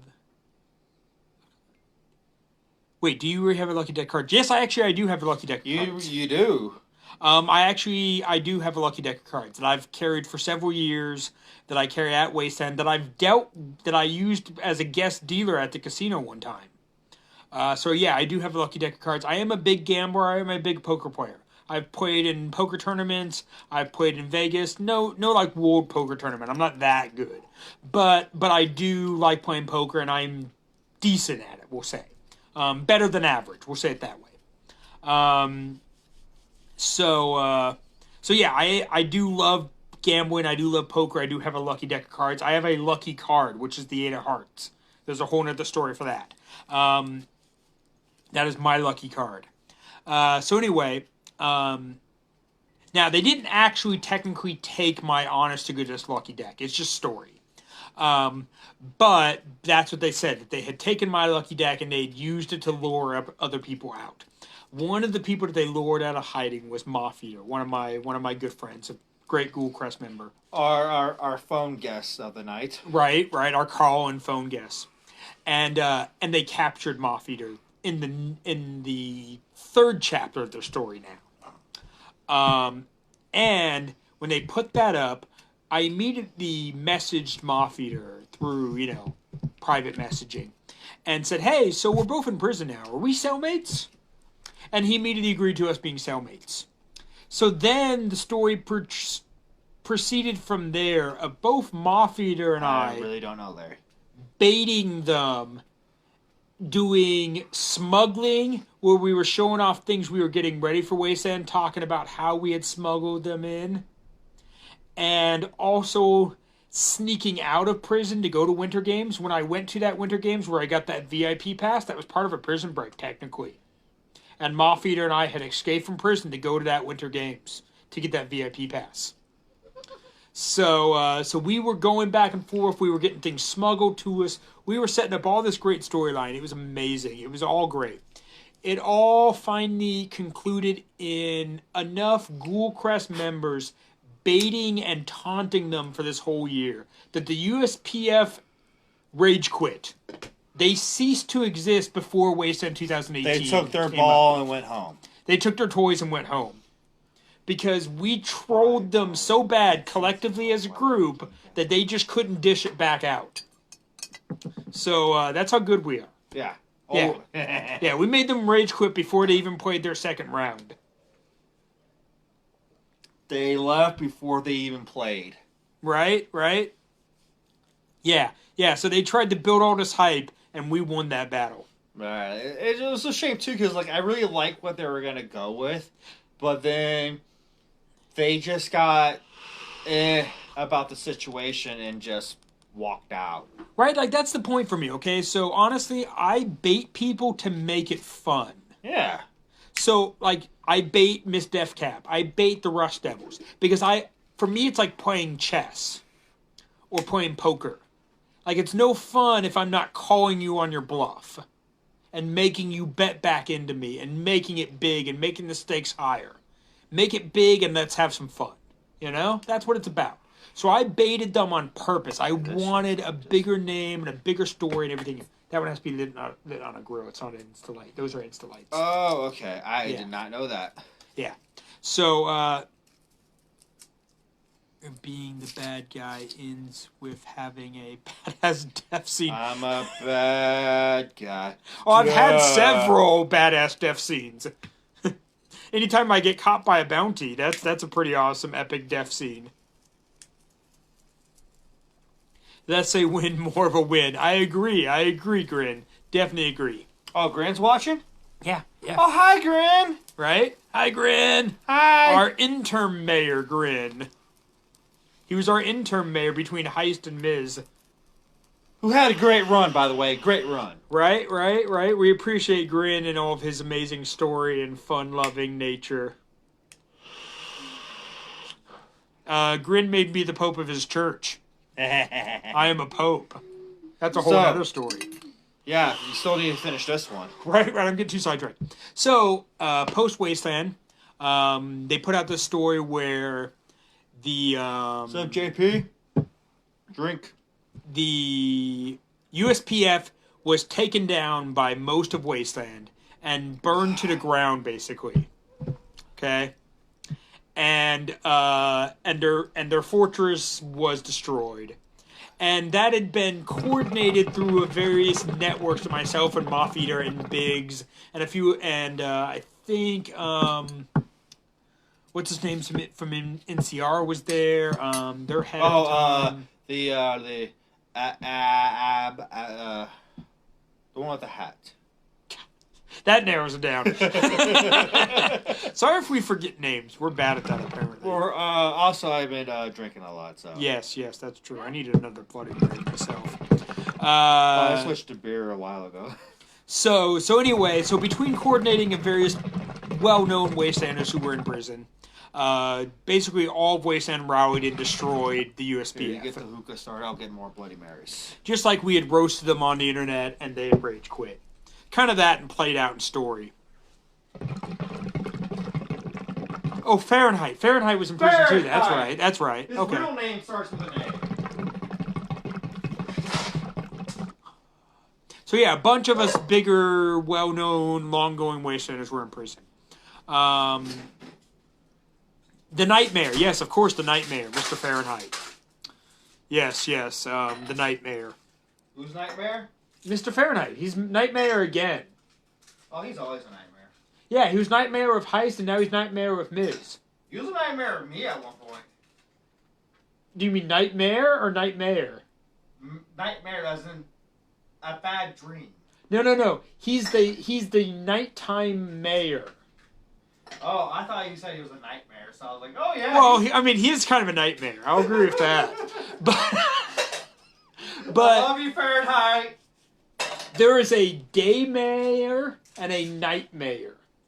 Heist and Fahrenheit came up with this agreement. I try not to get involved in politics. So it's basically a mayor and a deputy mayor. Okay. But because Fahrenheit is the stay up all night, party all night type of guy. Yeah. He became the night mayor, whereas Heist doesn't quite do that, so he was the day mayor. So he's saying he was the day man. Yes, the day man and the night man. The night man have cometh.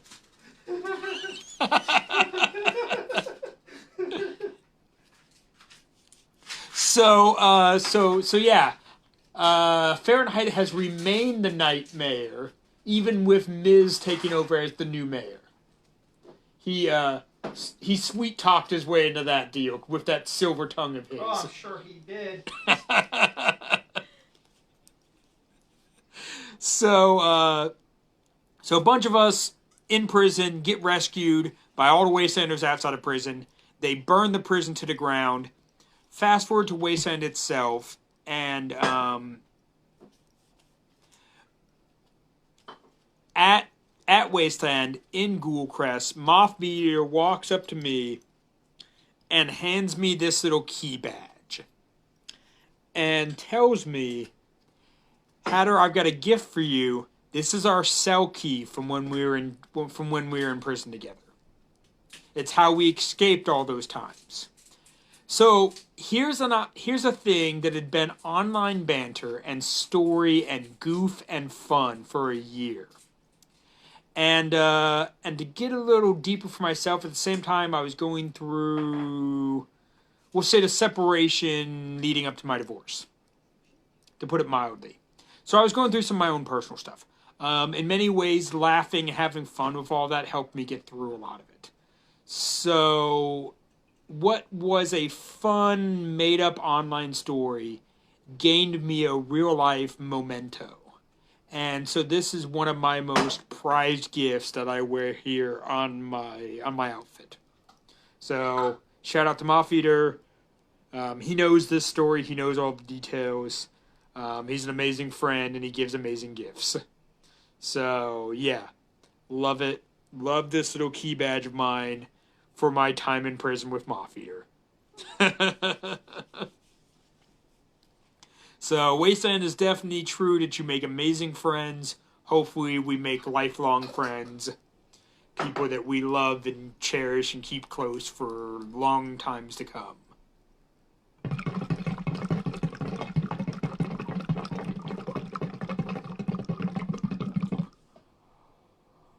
So that's one of my favorite things. Some of my other things on my outfit, I have these military braids. So when I made this outfit, I made it in a sense to look similar to like a uniform, dress blues type of inspired, type fancy military outfit. It's to honor my family who have served in the military, including both my grandfathers, who were both longtime military people, and several of my cousins and uncles and stuff. I've never served, so I didn't go for straight uniform because I didn't want to confuse anybody that maybe I had served when I haven't. So I chose a suit jacket that was in similar colors, and I put badges and ribbons and stuff on it that are Wasteland based but still give that military homage.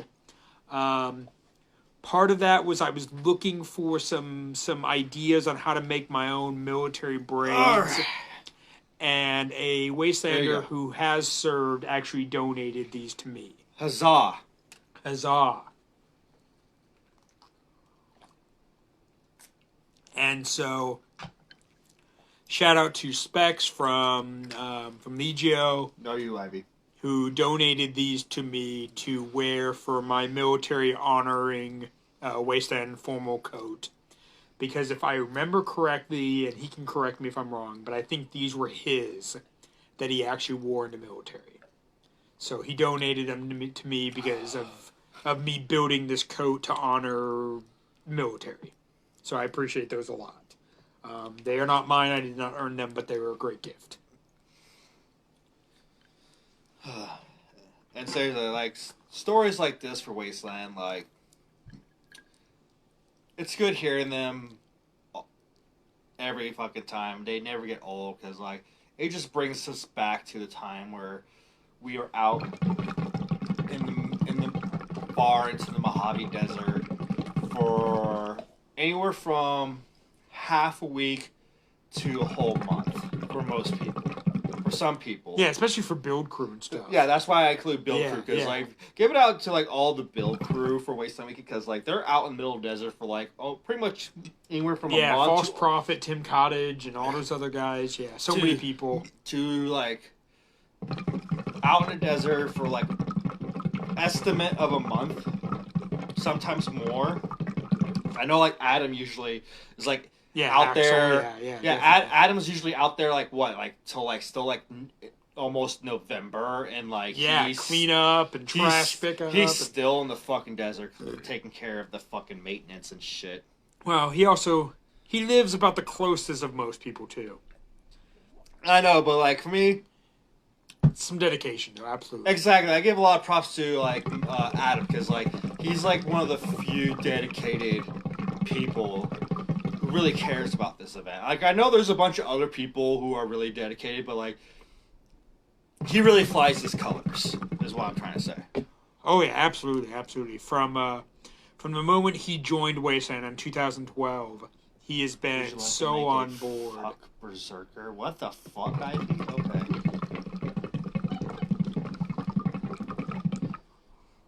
My turn. I think one of my favorite stories to tell about Wasteland. Hold on, let me take a hit.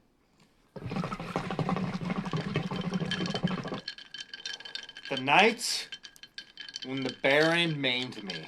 Haha! Wasteland Scars. Yeah, Wasteland Scars. And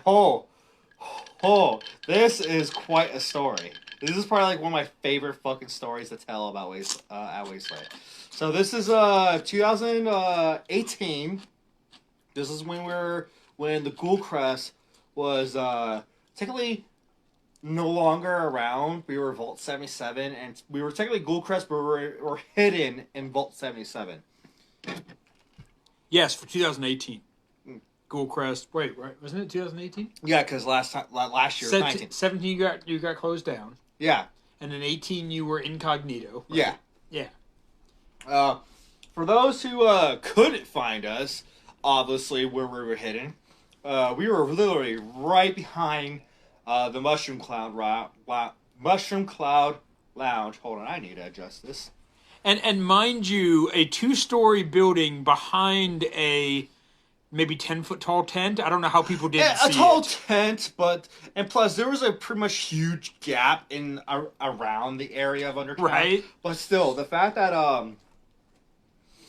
like hiding a giant behind a Smurf, was pretty much how well they were hidden. For the few people who were like, I didn't know you guys were there that year. Like, I looked everywhere for you. Like, really? You didn't look hard enough. We're not hard to miss, despite that we're hiding. 2-story building behind a 10-foot tall military tent. So yeah, we're camped. We were setting up literally right behind Mushroom Cloud Lounge, run by the Dustwalkers. Mushroom Cloud? No, it's run by the Skullduggers. Skullduggers. Skullduggers. I see. Like I said, I've been drinking. Like I got 2 drinks going on right now. Right? Double fisting. Like a Ghoul Crest member should. Like a Ghoul Crest. Okay. So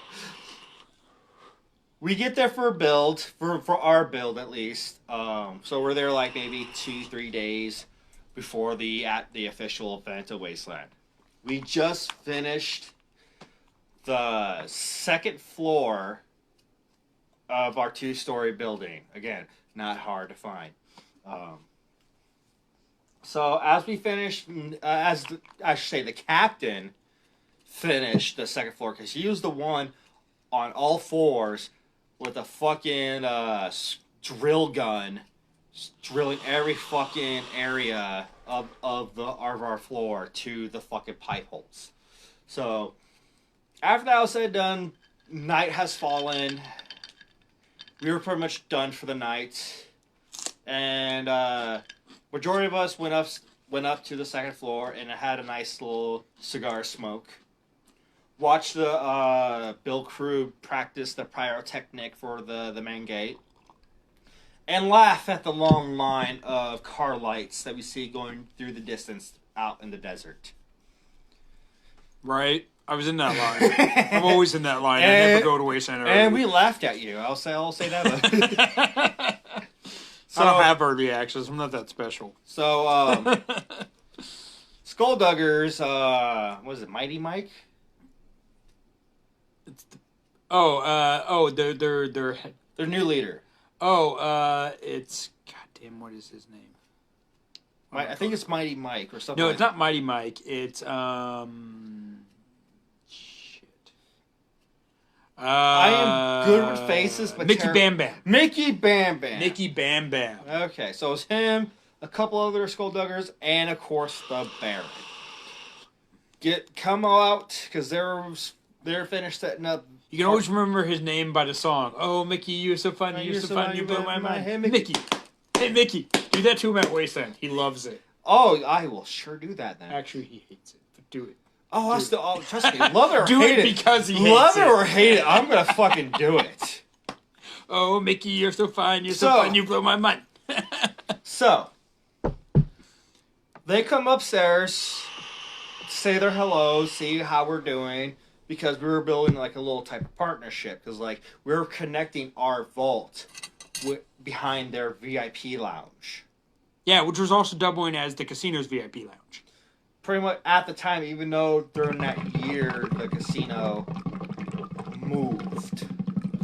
I'm not getting into deal set. It's not my business. Right.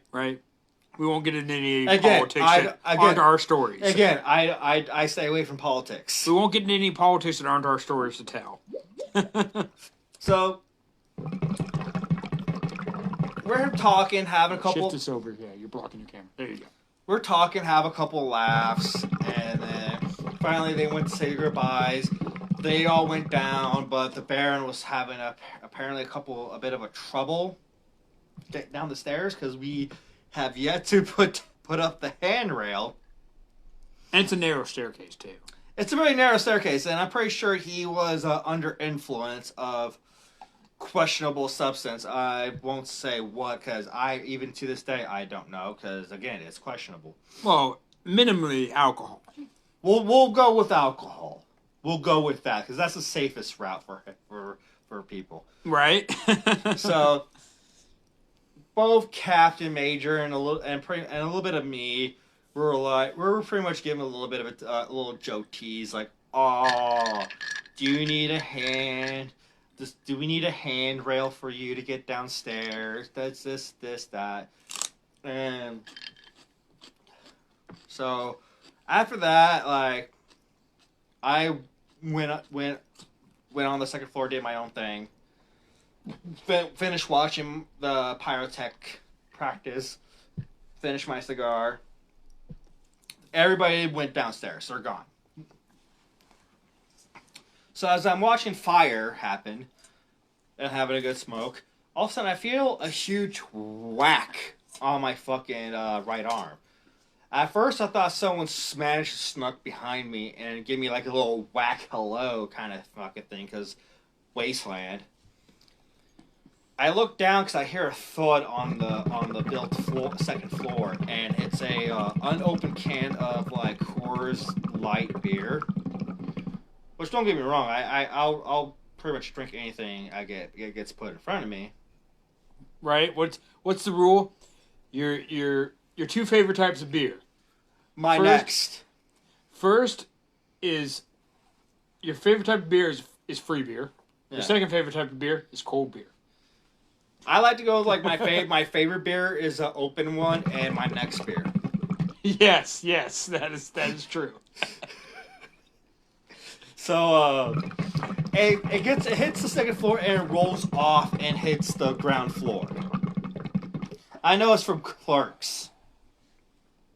So bang bang picks it up, and I get on one knee and extend my arm out to him like, "Hey, that beer hit me. I think it was for me. I kind of want that beer out because I could use a beer right now." And before he even responds, here out of fucking left field, here comes Baron, grabs my hand, yanks me fucking down, tries to throw me off the second floor building. Now, mind you, I don't think we had the fucking railing for the second floor up.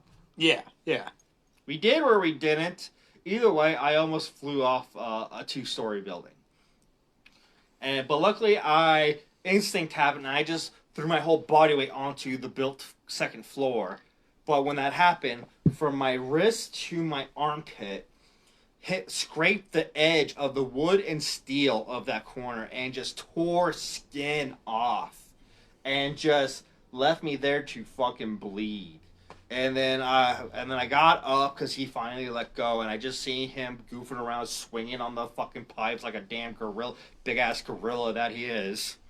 And then at first I'm like, okay, he's probably drunk, he's horsing around, I get it, we do that. But then the fact that I realized I almost fell off fucking heights. Now mind you, I love heights. I don't like falling from heights. I mean, who does? Who does, man? It's basically like I love ketchup, I hate tomatoes, kind of shit. Or like I hate potatoes but love French fries.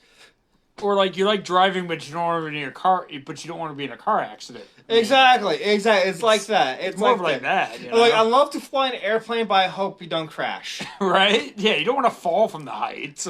Nobody wants that. So, when I finally like kicked into realization, my anxiety skyrocketed, and then I'm just like, I should not be here right now. I need to fuck off on being away from people.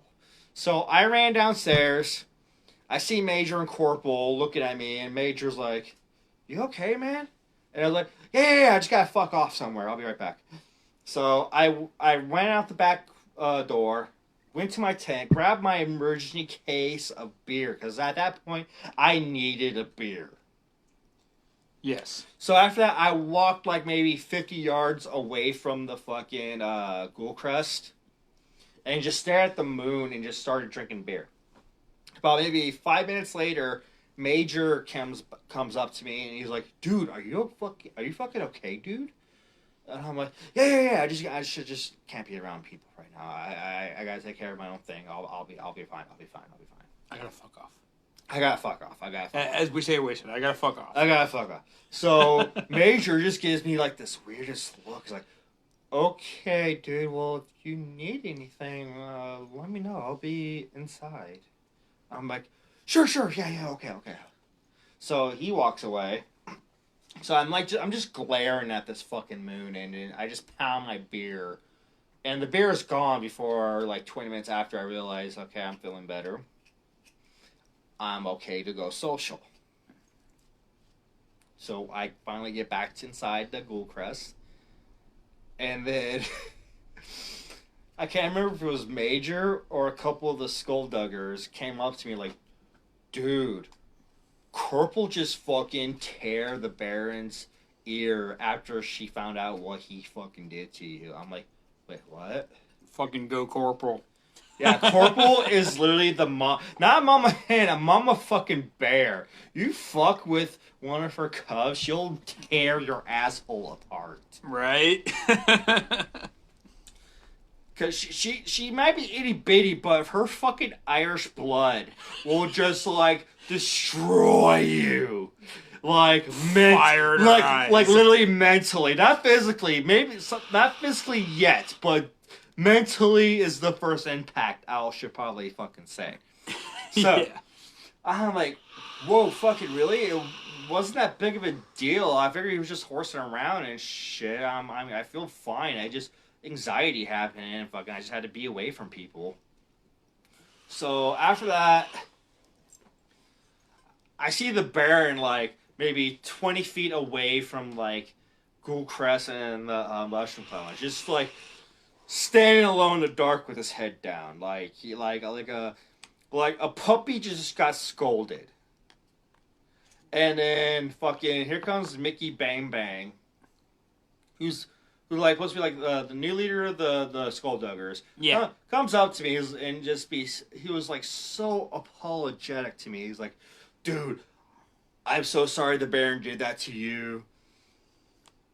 This isn't the first time like this has happened to like him in another tribe, and like I don't ruin the relationship between us and the Ghoul Crest. I really like that we got going on. We lost a lot of relationships with tribes because of this bullshit, and I just want to let you know this no hard feelings, and I am so fucking sorry that it happened to you. And I was like, dude, it's okay. Like, I'm fine of what he did. Like, shit happens. This is Wasteland, where you can get riled up and shit. Then all of a sudden, here comes the Baron's wife. Never underestimate a wife. If I ever witnessed that lightning stroke twice, where you can die twice, this is the moment. Because his wife, who again, names escape me because I'm terrible with fucking names, but I'm good at faces. She comes. I don't remember her Wasteland name either. She comes up to me and is like, "Everything okay? Like, what did Baron's real name here do?" And mind you, she's an itty bitty thing too. Not as itty bitty as Corporal, but like. Well, she's really short. She is, but like. Dynamite comes in small pack. Corporal is like petite. Yes. Okay. True. So I basically gave her just what happened between me and the Baron, and she was like, "Oh, okay, thank you. I'll be right back."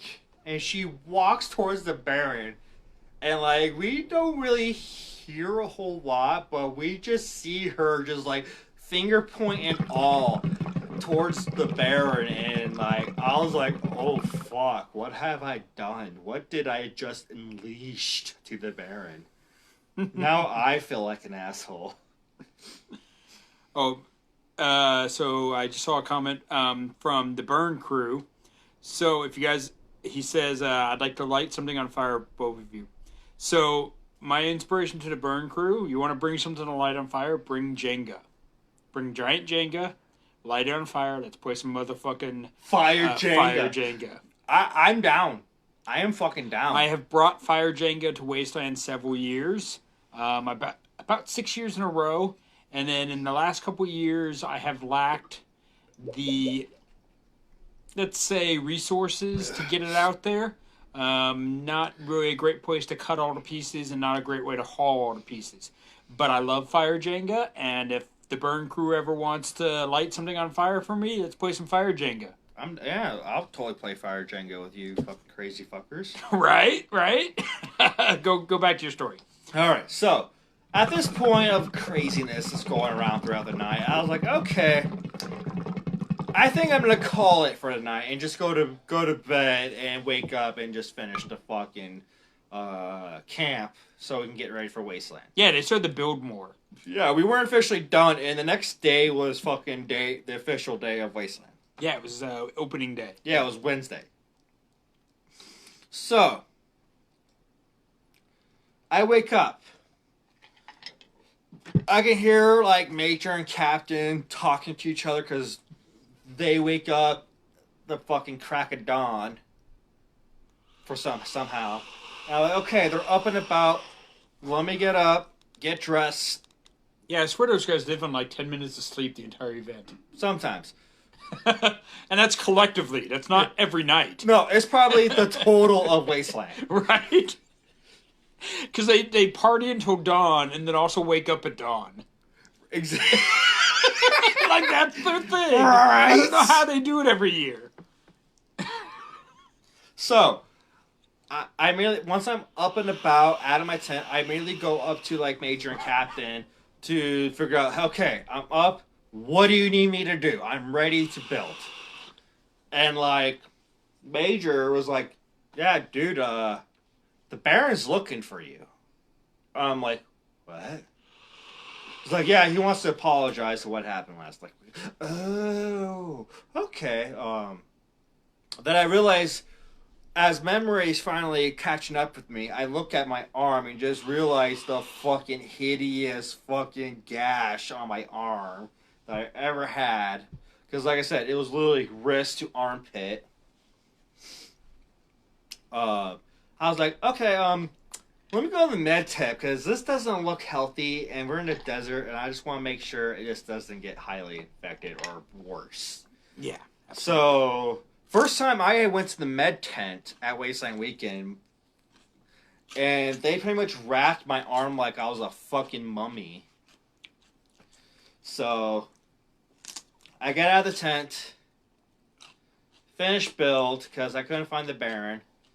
And then they did the main gate ceremony, so of course the Baron's involved with that. And then, so I had to wait till that's done. So, egg finished. The Baron got done, and he went inside, and I waved him hello. Hey, I heard you're looking for me.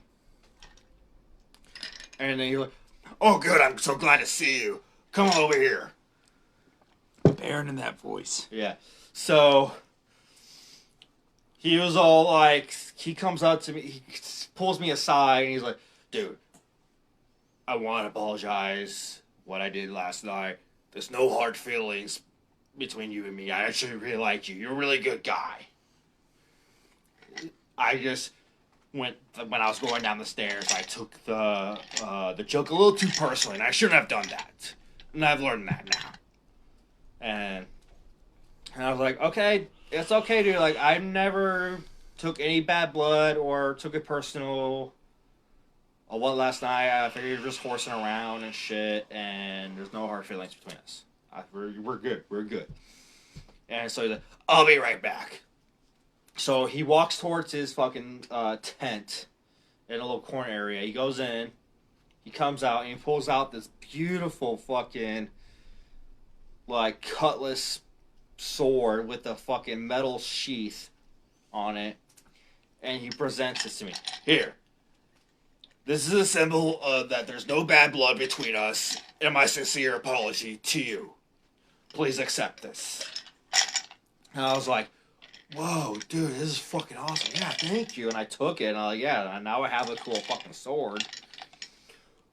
Now, rewind a little bit to the previous night. Before I went to bed, I was inside the Ghoul Crest talking to, like, Corporal and Major. Because I think Captain went to bed before any of us.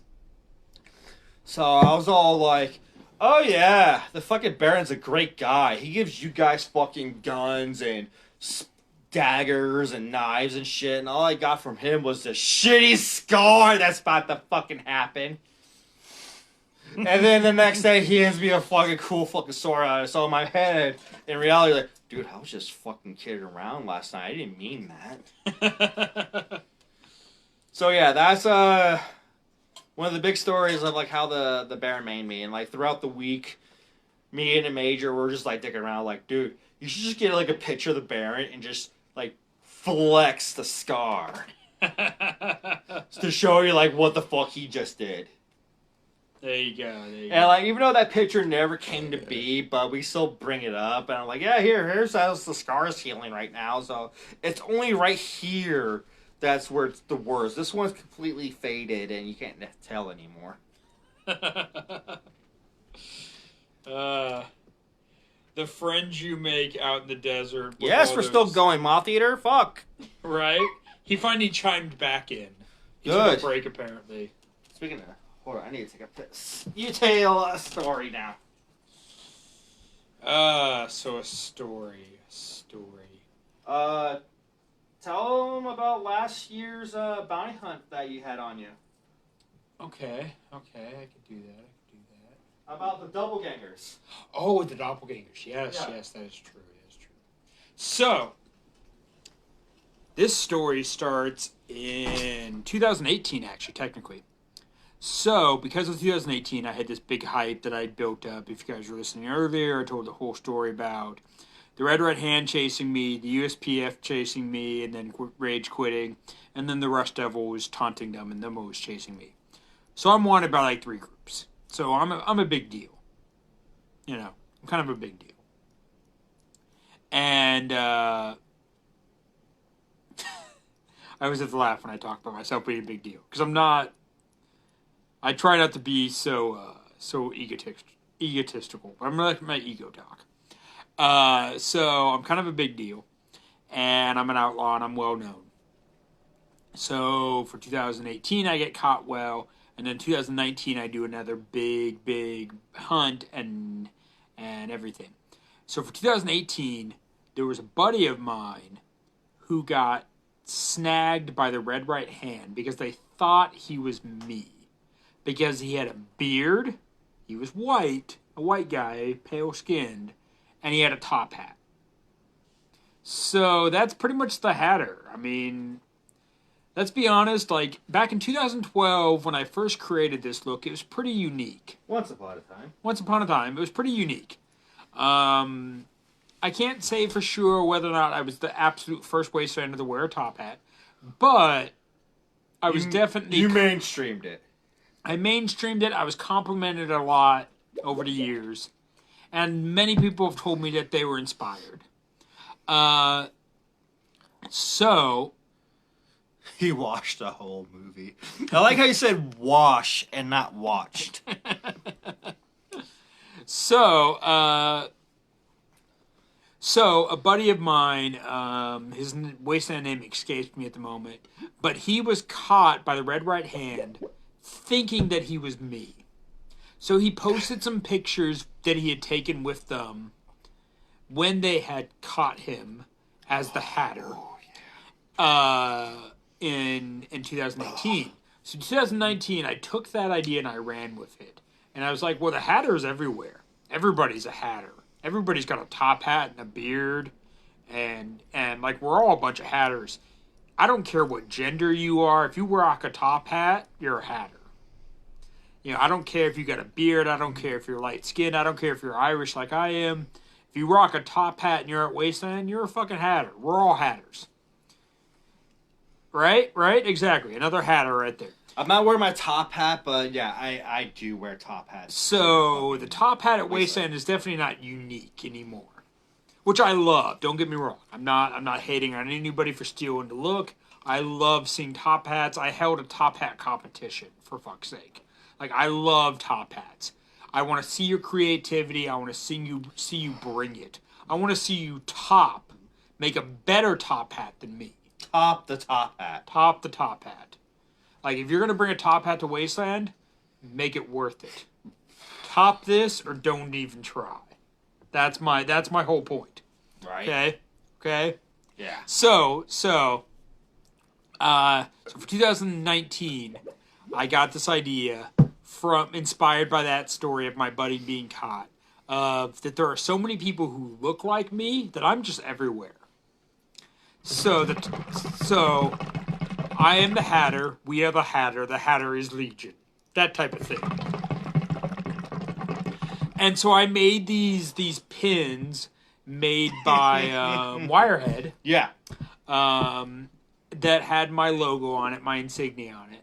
And I gave them out to several different people, Commodore being one of them. I got mine later. And Wiley, one of my campmates. To several different people to show off, like, as long as you were wearing one of those pins, you were a Hatter doppelganger. And they had to approach those doppelgangers and defeat them in some kind of game of chance, and then get a trinket from them, which was one of my 3D printed coins or chips or one of my lucky cards or whatever. And then they had to collect, I think it was at least 4 of those before they could come and take me down. So, for 2019, like I often get told, is I go into Ghoulcrest and I find, or no, I went to the Rust Devils because I was trying to take down Critical Biggs. You because he had signed up for this game with the Wasteland Sheriff and with God, what is that bar? The Rad Stag. He had signed up with a game for the Rad Stag where he was a target, so I finally had a chance to take down Critical Biggs. Rad Stag was pretty cool. Which, long story short, I did not catch Critical Biggs. He's a champ. He's hard to take down. I'll get him eventually. We all say that. I will. I swear it. I'll stake my hat on it. Right? You heard it here. Right. So anyway, I went into the Rust Devils camp. They tell me, hey, your poster's been taken. Someone's looking for you. Somebody's been asking around about you. I went and talked to another one of my doppelgangers. He's like, yeah, they already took my pin. They took me down. I went and talked to at least one or two others, and they're like, yeah, they got me. And I'm like, shit, someone's hot on my trail. Yeah. So, side story that builds into the main story, right? Dominoes, apparently. I'm at Zeke's, and they're doing this thing at Zeke's where they're doing Matchbox, Mad Max vehicle races. And they had taken these Hot Wheel Matchbox cars and they had decorated them to look like Mad Max vehicles. And they had done like this downhill derby style race, and to see who would win. And the person running this was Wasteland Bob Ross. Oh, yeah. Okay. Amazing person, had this amazing outfit where she had taken these old paintbrushes and made these big old like Valkyrie rings, like gluing them all together and making this huge It was so fucking plume badass. display. It was fucking amazing. So badass. So I saw her outfit, and I made a mental note because she was up in front of the crowd doing the announcing, and apparently she had done an art class that day teaching people how to paint and decorate these things. And so I made a mental note to myself, like if I get a chance to talk to her, I want to ask her about her artwork because I'm an artist, she's an artist. And I want to get some ideas and kind of banter back and forth about artistic stuff. You know, mental note to self. This is on Thursday. So, come around Friday night. I'm in Ghoulcrest. Show up. Get behind the bar, handing out cigars. Sure enough, there is Wasteland Bob Ross. She's sitting at the bar. So I hand her a cigar. Now, she's a non-smoker, so whatever. No big deal.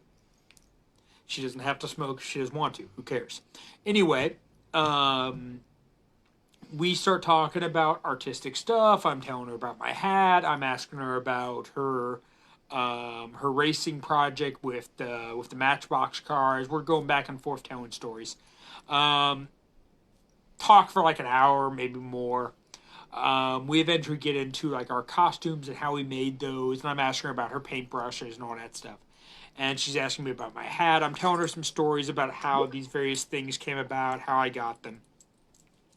After all that, we go back and forth. She's like, thank you for the stories.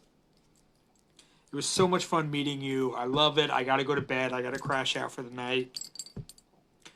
But I had so much fun, I'd like to give you a memento for your hat. Now, the rule is with my hat, if you put something on the hat, it lives on the hat. Meaning I never take it off. It just becomes part of the hat. So the hat has taken on a life of its own, received its own gifts that just stay there forever. That's why it's gotten heavier and crazier over the years. Yeah. So what she put on my hat was this paintbrush. She took it out of her boot. It was one of her personal paintbrushes that she had made sure to wash and maintain to use at the event if needed. And she gave it to me to put in my hat. So as an artist to a fellow artist, like that was an honor to me. I appreciated that. I was like, thank you. That's really cool. I have some things I've made, 3D printed and painted and whatnot. If you find me tomorrow, which was Saturday at the event, I will give you those items as an exchange for this cool item that you put on my hat. So, fast forward to Saturday. I'd met her on Friday, had wanted to meet her on Thursday, and now we fast forward to Saturday. I'm walking through Wasteland, looking for Critical Biggs, trying to take down his bounty from the sheriffs. And Zeke is saying hi. Oh shit! Captain Stranded! Hello! Oh, hello, Captain! Can we get a huzzah in the house for Captain Stranded? Huzzah! Ghoulcrest Challenge Ghoulcrest! 2020. Make a Bloody Mary and live stream it. Yes. And tell some Wasteland stories. Huzzah! We are starting this and we are making it a thing. The man, the myth, the legend, and it's Zeke's birthday. Happy birthday, Zeke. What up? Yeah, Captain What's Stranded. up? Oh, Larry's back. Hello, Larry. Welcome back to the Wasteland channel. Right? We are doing a live video podcast from Vault 42. Vault 42. Because we're in quarantine. We can't go outside because we'll die. Right? Welcome to the apocalypse. A virus is taking us down. Zombies are coming. Oh, not the apocalypse I had in mind, but apocalypse is apocalypse, and I'm still drinking. Right? Very true. Anyways, back to your story. You're talking about the Bob Ross. So Bob Ross, I meet her at Ghoulcrest on Friday night. Saturday, I'm wandering around town looking for Critical Bits because I have his bounty and I don't want to take him down. Side story, he caught me off guard and he won. So I'll get him eventually. I swear I will get Critical Bigs. Shit happens. He is the biggest bounty in all of Wasteland, and I will have his head. No, a certain... And if you disagree, come at me, Critical No, a Bigs. certain Death Cap also said that. Right. Now, in all fairness, that year that Miss Biggs had God damn it, I'm dropping. Miss Death Cap had a bounty on my head. The bounty hunter did catch me, so technically that rivalry has been settled, but we're still sworn enemies. It's questionable. Right. So, Miss Death Cap, Miss Mayor.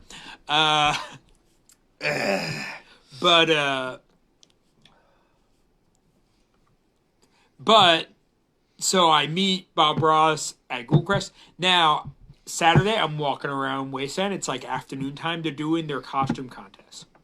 Bob Ross is on stage, ready to do her bit of the costume contest, signing up, doing the initial, writing down your name, blah, blah, blah, blah. She sees me from the stage, yells out, "Hey, Hatter!" And gets all excited and runs up, and she runs across the stage, the main stage of the event, jumps off the stage, and comes and gives me this giant hug.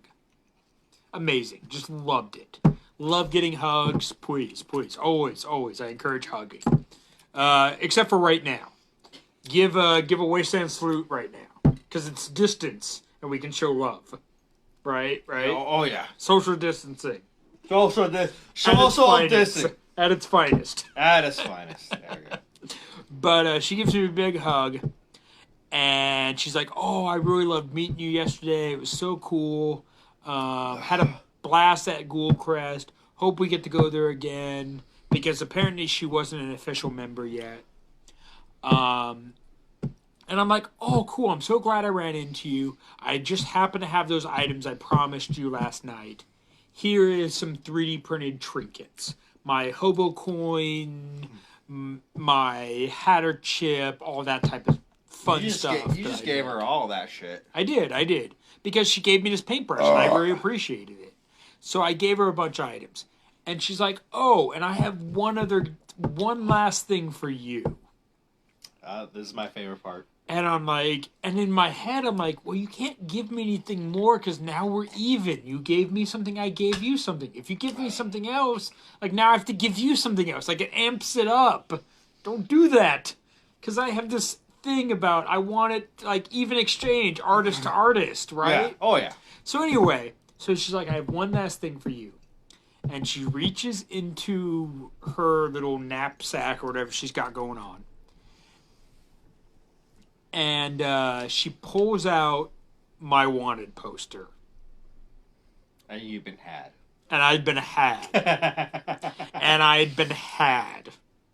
She had my wanted poster, and she had taken down several of my doppelgangers, and she completed my quest, and she'd caught me completely off guard, and there I was, basically just done.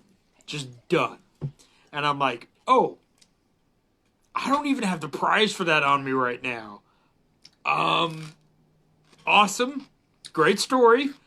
You did well. You did it. You got it. Go do your thing with the costume contest, and I'll go get the prize. So I go fuck off back to my camp, and I grabbed my prize, and I had made a custom top hat for the prize. Yeah. And so the idea was you kill me and you loot the body, so you get the top hat. Not this top hat, because no one's ever getting this. But I made a top hat just to give away. I decorated and everything. Oh, excuse me. So I go back. When I come back, she's on stage waiting to do the top hat contest, and I run into her husband, and he's like, "Hey, you're Hatter, right?" And I'm like, "Yeah." And he's like, "Oh, and I forget his Wasteland name, but he's like, I'm Wasteland fuckface. Right. We'll call him that. Yeah, I'm Bob Ross's husband. I'm Mr. Ross. Right, Mr. Bob Ross. Mr. Bob Ross. and he had this whole story to tell me about how Bob Ross had been going to Wasteland like 4 years now. And she had never caught a single bounty, but she had always played. And so she had caught her first regular bounty this year. And then she had finally gone for her first most wanted. So it's the first most wanted she'd ever gone after. And Again. Go ahead. No, I'll say first year. Yeah, first year, right? As I've been saying, like earlier tonight, like so far since at least 2016, his bounty hunts who have caught him have been first years. Yeah, 2015 was the Swede, and he went the first year that I went, so he's not a first year. No, so like since 2016, since my ex-partner Lola, you like I don't mean to like just go down your street cred, but like you've been had by fucking first years. Top-notch first years. It's like you've been like schooled by fucking freshmen. But they might have been the coolest freshmen around.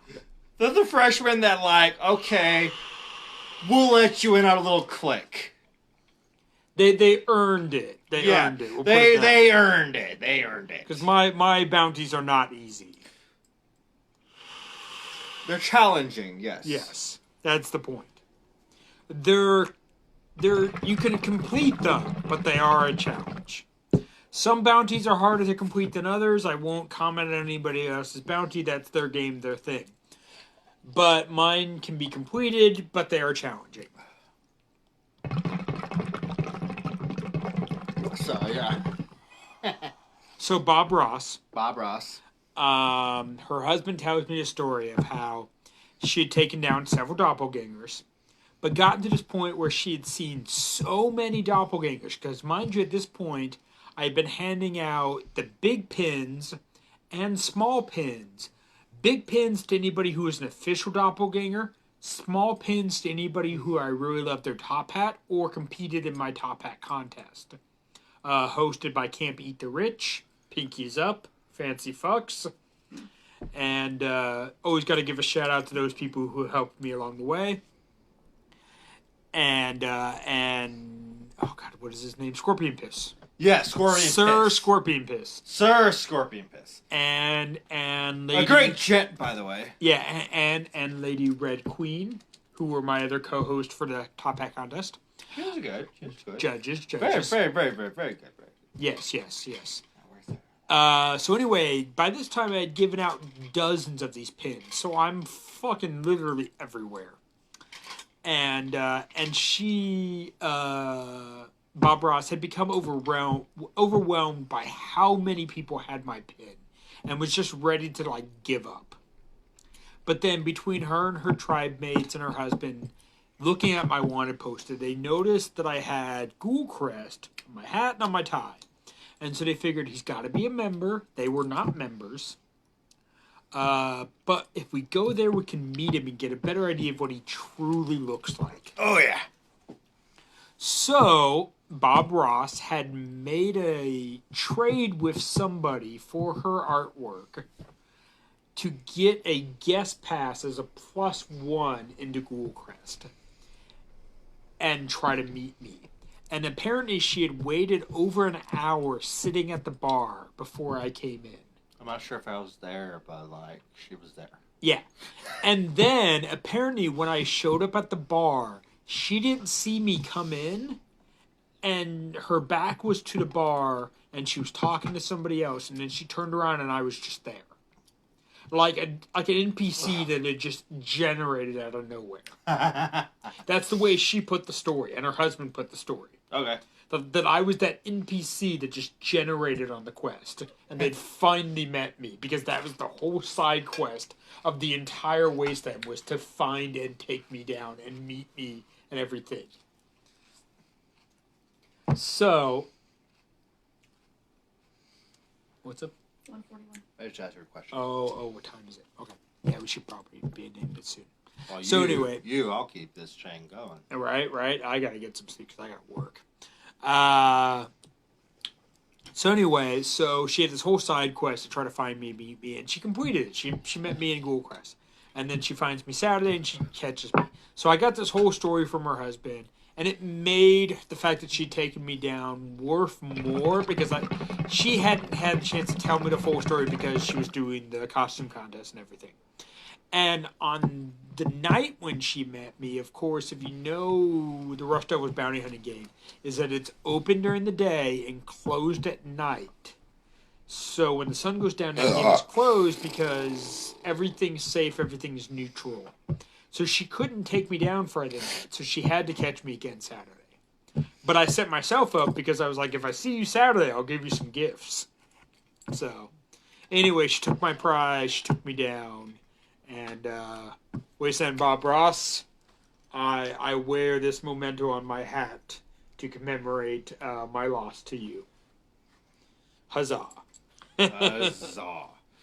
Wait. We need drinks for this. Hold on. Huzzah. Huzzah.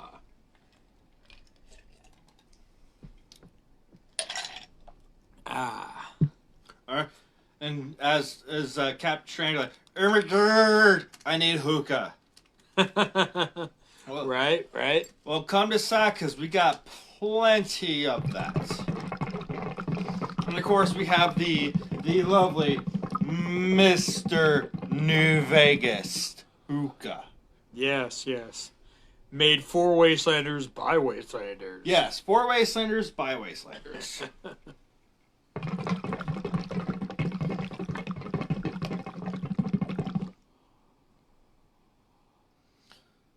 So,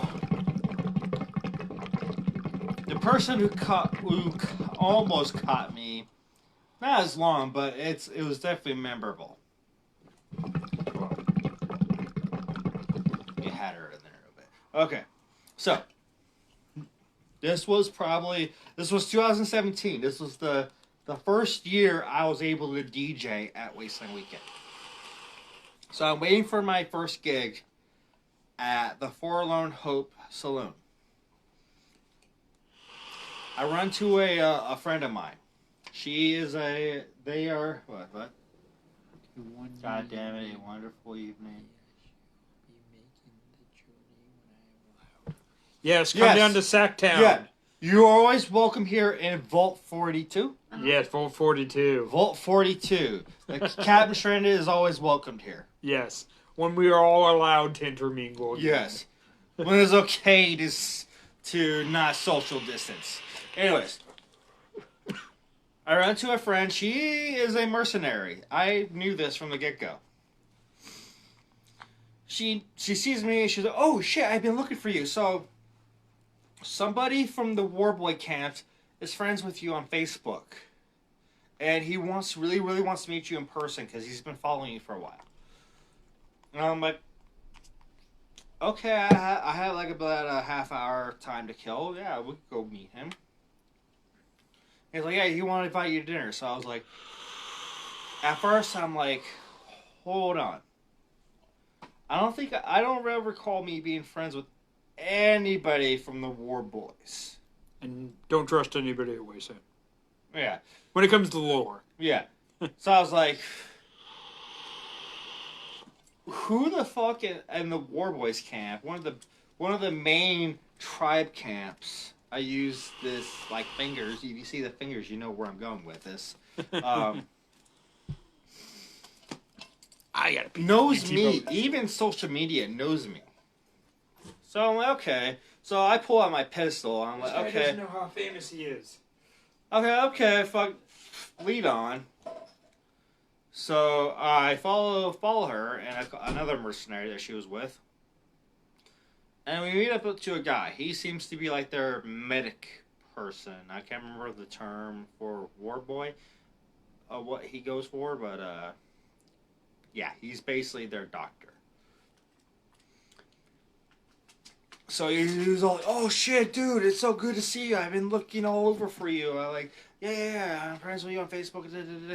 And like, yeah, we're about to have dinner, and like, I want you to join us for a little bit. And I'm like, okay, I got time to kill, and whatever.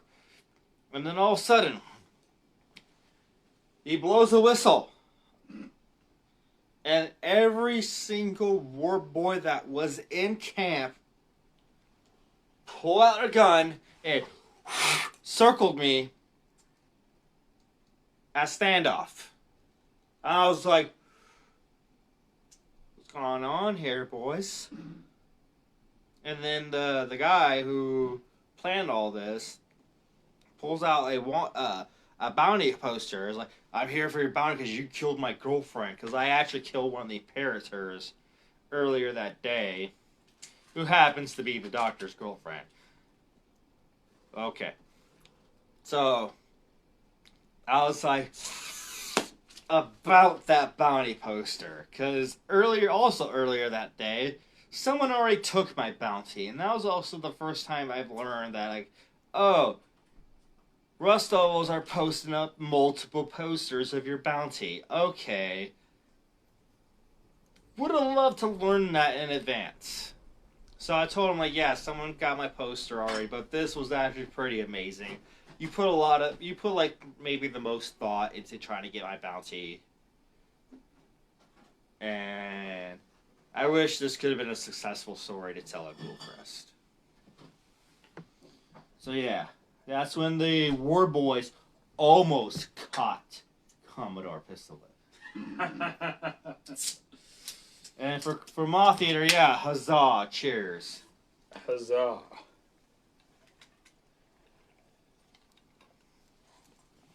Hatter, so glad for you to join us again.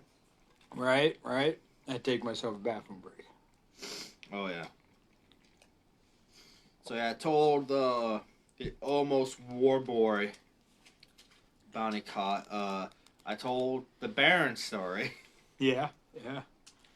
Even though I have like not the best terms with my ex, I still like hearing the story of like how my ex caught your bounty. Oh shit. Okay. In 2016. Okay. So we will go back to 2016. Let's take a trip back in the Wasteland time machine. I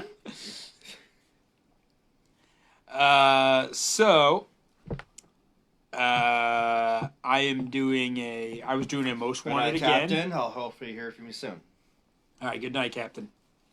And huzzah, and thanks for inspiring us to do. Can we get a huzzah to the captain and the Haas? Huzzah! Huzzah!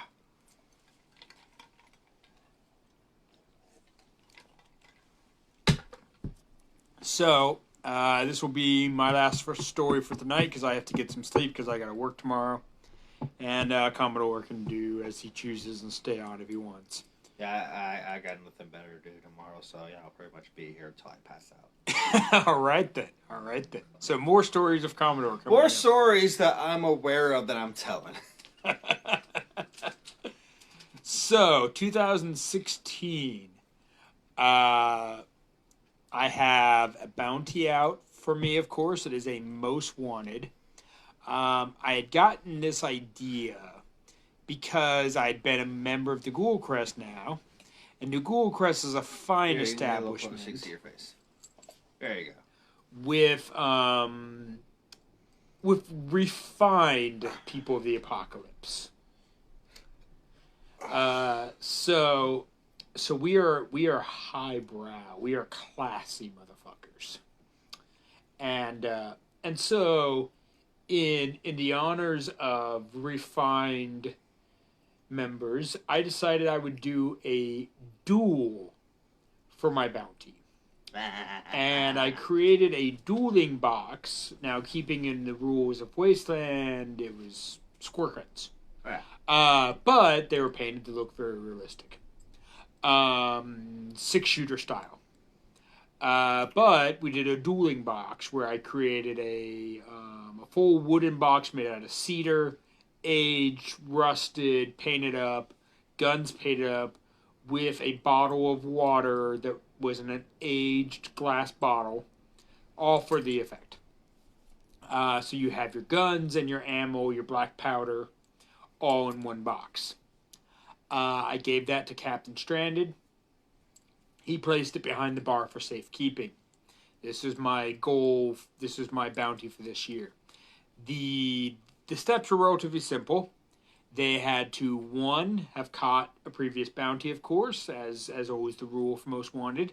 Had to, 2, be a member of Ghoul Crest. So they had to tell that story and get their membership. They had to, 3, have a grievance against me, real or ad-libbed. And 4, challenge me to a duel as the final part of it. So, I go by Ghoul Crest. I go by Rush Devils first, set everything in motion. Go by Ghoul Crest, and they tell me, hey, someone's got your bounty. They came by asking for you, or asking some questions about it. We told them what we could. They should be back later. Okay, cool. They told me no other information, no description, no nothing. I don't want that much information. I like to be caught off guard. I'm not trying to learn who you are and avoid you. This is all for the fun of the game. Yeah. So I come back to Ghoul Crest later that night. I set up my hookah. I'm sitting at a table and I'm smoking hookah. They open for the evening. Some people wander in. We get a decent crowd, maybe 5-6 people. Builds over time, of course. This person walks up, sits next to me, and asks if they can smoke some hookah. This is Lola Ebola. Now, I had recognized this person from doing their burlesque show, and I was like, yeah, immediately, like, awesome. Like, of course, sit down, have a smoke with me, tell me some stories, tell me about burlesque, back and forth. So we're going back and forth. Lola eventually says that this is their first Wasteland. And I'm like, oh, okay, cool. Have you been here to Ghoul Crest before? And says, no, I don't know anything about this place. And so I'm like, okay, well, I'll give you the spiel. This is the club. This is how you become a member. All this other stuff. Give her the full walkthrough of you have to catch a bounty and you have to tell your story and yada yada. And so then Lola says, okay, that's really cool. Actually, I have a bounty and I have a story. I'm gonna go get my membership right now. Lola and I had been talking for like an hour or so now. Maybe less. Who knows? I forget. Anyway, smoking hookah and talking. And they go up to the bar and turns around and tells their story about their first bounty. I don't remember all the details. But Captain likes it and deems membership upon them. And then the captain's like, can I get a huzzah in the house? And by this time, we've got maybe 20 people or so in the bar, some people outside the bar hanging out. And Lola's like, and everybody's like, huzzah, new member, yay! You know, everybody's excited and taking drinks and whatnot. Lola turns around and says, I have one last thing. And pulls out of their pocket my bounty poster. Now, similar to my other story with Bob Ross, is in many ways I had fooled myself. Because I had this whole conversation for like an hour or so with the person who had my bounty, never aware that they did, and they played it smooth, never let up that they did, never let up their goals for being there, and I just ate it up and talked. And And so then there's my bounty. And then not only that, but Lola rolled immediately into the rest of the story. Didn't miss a beat. Just, here's your poster, and I can't believe that you don't remember me. We actually met earlier today, and, you know, you told me you didn't like my outfit, and you said it sucked, and then I went into the porta potty, and you and your friends followed me over to the porta potty, and you shoved it over, and then it fell over on me, and I got covered, and then you laughed at me, and then Commodore here is sitting at the bar this whole time. And even though I knew him, my focus was elsewhere, and I hadn't noticed him come in and sit there. And I didn't know that they were partners. And Commodore just immediately stands up and was like, I was there, I witnessed it. And Lola is like, I challenge you to a duel for my honor. And just at that, Captain gets the idea and takes the dueling box and slams it down on the bar with this big old thunk, big old just sound. And he's like, we're having a duel. And I'm trying, the whole goal for me is supposed to be this gentleman, this badass, this outlaw. I lose it. I've got a grin from ear to ear. I'm laughing, I'm smiling. I can't keep a straight face. And so now we're going to have our duel. Captain grabs the 2 pistols, fills them up with their ammo. And we take the pistols and we go out to the street, and the entire bar, 20 plus people, empties out, plus a bunch of people on the street. So we've got this crowd of maybe 50 plus people. In the middle of the night. In the middle of the night, surrounding us in a circle, people holding up flashlights, people holding up their phones or whatever they got for light source, trying to see what's going on. Major comes out, Captain comes out, the whole bar empties out. We get back to back. We pace out. Now, mind you, these squirt guns were like cheap ones, so they kind of shot like pew, pew, just like went like 4 inches and down. Like a good 2 feet. Right, like no joke. So we march out like 10 paces, and we turn, and we're shooting at each other, but it's just hitting the ground. So we keep running at each other as we're shooting, until finally we get close enough to actually hit each other with squirt guns. And the whole time, like, I'm just done. I'm laughing, I'm smiling, I can't hold it together. And we scored each other a bunch. My original idea was, like, if I squirt them first, they lose. But I'd had so much fun, I didn't care anymore. So we scored each other. I don't remember who was first or whatever. And then I was like, okay, so here's your prize. And their prize was the dueling box, was the pistols, was everything. And of course, so they loved it, they kept it, they cherished it. Commodore, being the partner at the time, also enjoyed it. But when their relationship ended, Lola took it. And so then later on, I made one to give to Commodore, which he still has. And I still have mine from 2017 that nobody copied. Yeah. I have my side of the story. Okay, go ahead. So, 2016 happened. I take Loli Bully to their first Wasteland weekend. They pretty much made a good name for themselves because they already talked to the Bombshells for a burlesque number at Wasteland weekend, which they got it, and I was proud of them. Yeah, and I saw that. That was what I was saying. Despite them having the storm of 16. Yeah, that's true. So, they just finished their bounty hunt, and during the day, and they went for a most wanted. They recognized you like, ooh, Hatter. Okay, that looks good. I'm gonna take that. Me, I'm like, I know who that is. He goes to Ghoulcrest. So I'm like, let's go to Ghoulcrest. Right. Giving them all the inside tips. So we went to go say hi to people at Ghoulcrest during the day. This is before we had the vault door, so majority of fucking fanboys and shit, like, just balls deep went in. to say hi to them, even though they're fucking all day long when they're trying to sleep and shit. Even though they're trying, pretty much the only sleeping source is their fucking carpool couches they have inside. And luckily the captain was up and about, so we were telling him about what's going on. And then, yeah, we got this bounty poster for the Hatter, and he's like, yeah, he's actually Ghoulcrest here. And here's actually his rules. Like, you need to be a Ghoulcrest member, you gotta say this shit, and do this, and then you'll do the bounty hunt. And Lola was like, well, yeah, I just caught my first bounty that can get me into the club, hopefully. It depends if you like my story. And then, yeah, it has bounty poured right now to, yeah.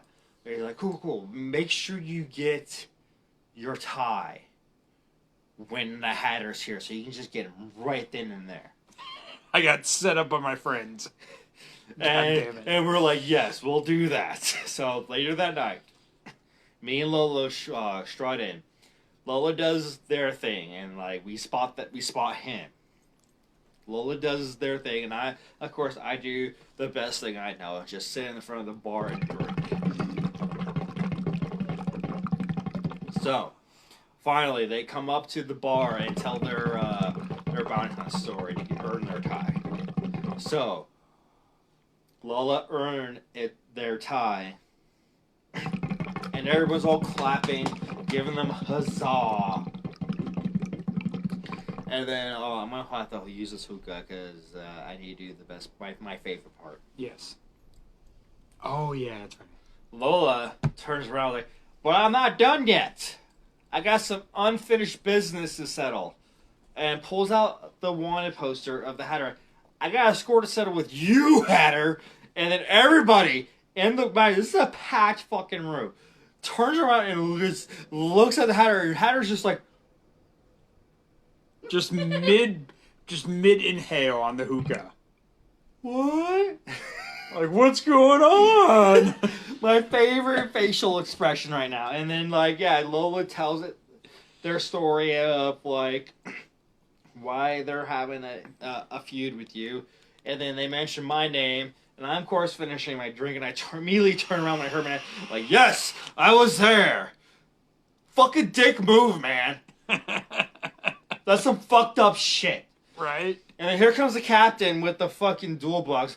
Well, it seems like we have a dispute on our hands. It's the only way to settle this. We're having ourselves a fucking duel. So he fills up the guns with the water, and then presents it to the major. And we all walked out to the front in the middle of the streets of Main Road, mind you. Yeah. Oh, Papa Bear's watching. Hi, Papa Bear. I'm gonna wave at you. Papa Bear! I miss you, Papa Bear. So, yeah, you do your 10 steps, you turn around, of course, they're like going only 2 feet deep. So you're just like slowly like,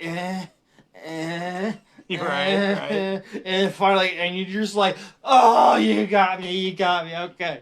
And then Lola wins. Yeah. Yeah, I did one of those, like, Bugs Bunny dying things where you get shot. I'm like, you got me. Oh, no, it's over. It's over. I'll go to the bathroom real quick. Tell a quick story real quick. I'm done. A quick story. Tell them how you got ambushed. Remind him.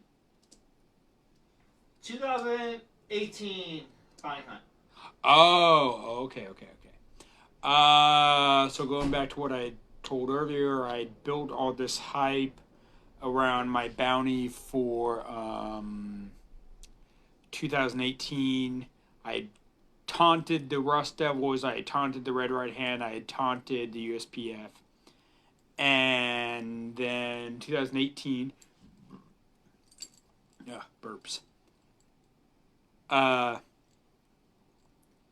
get spotted by this guy named Deadwood, who was from the Boneyard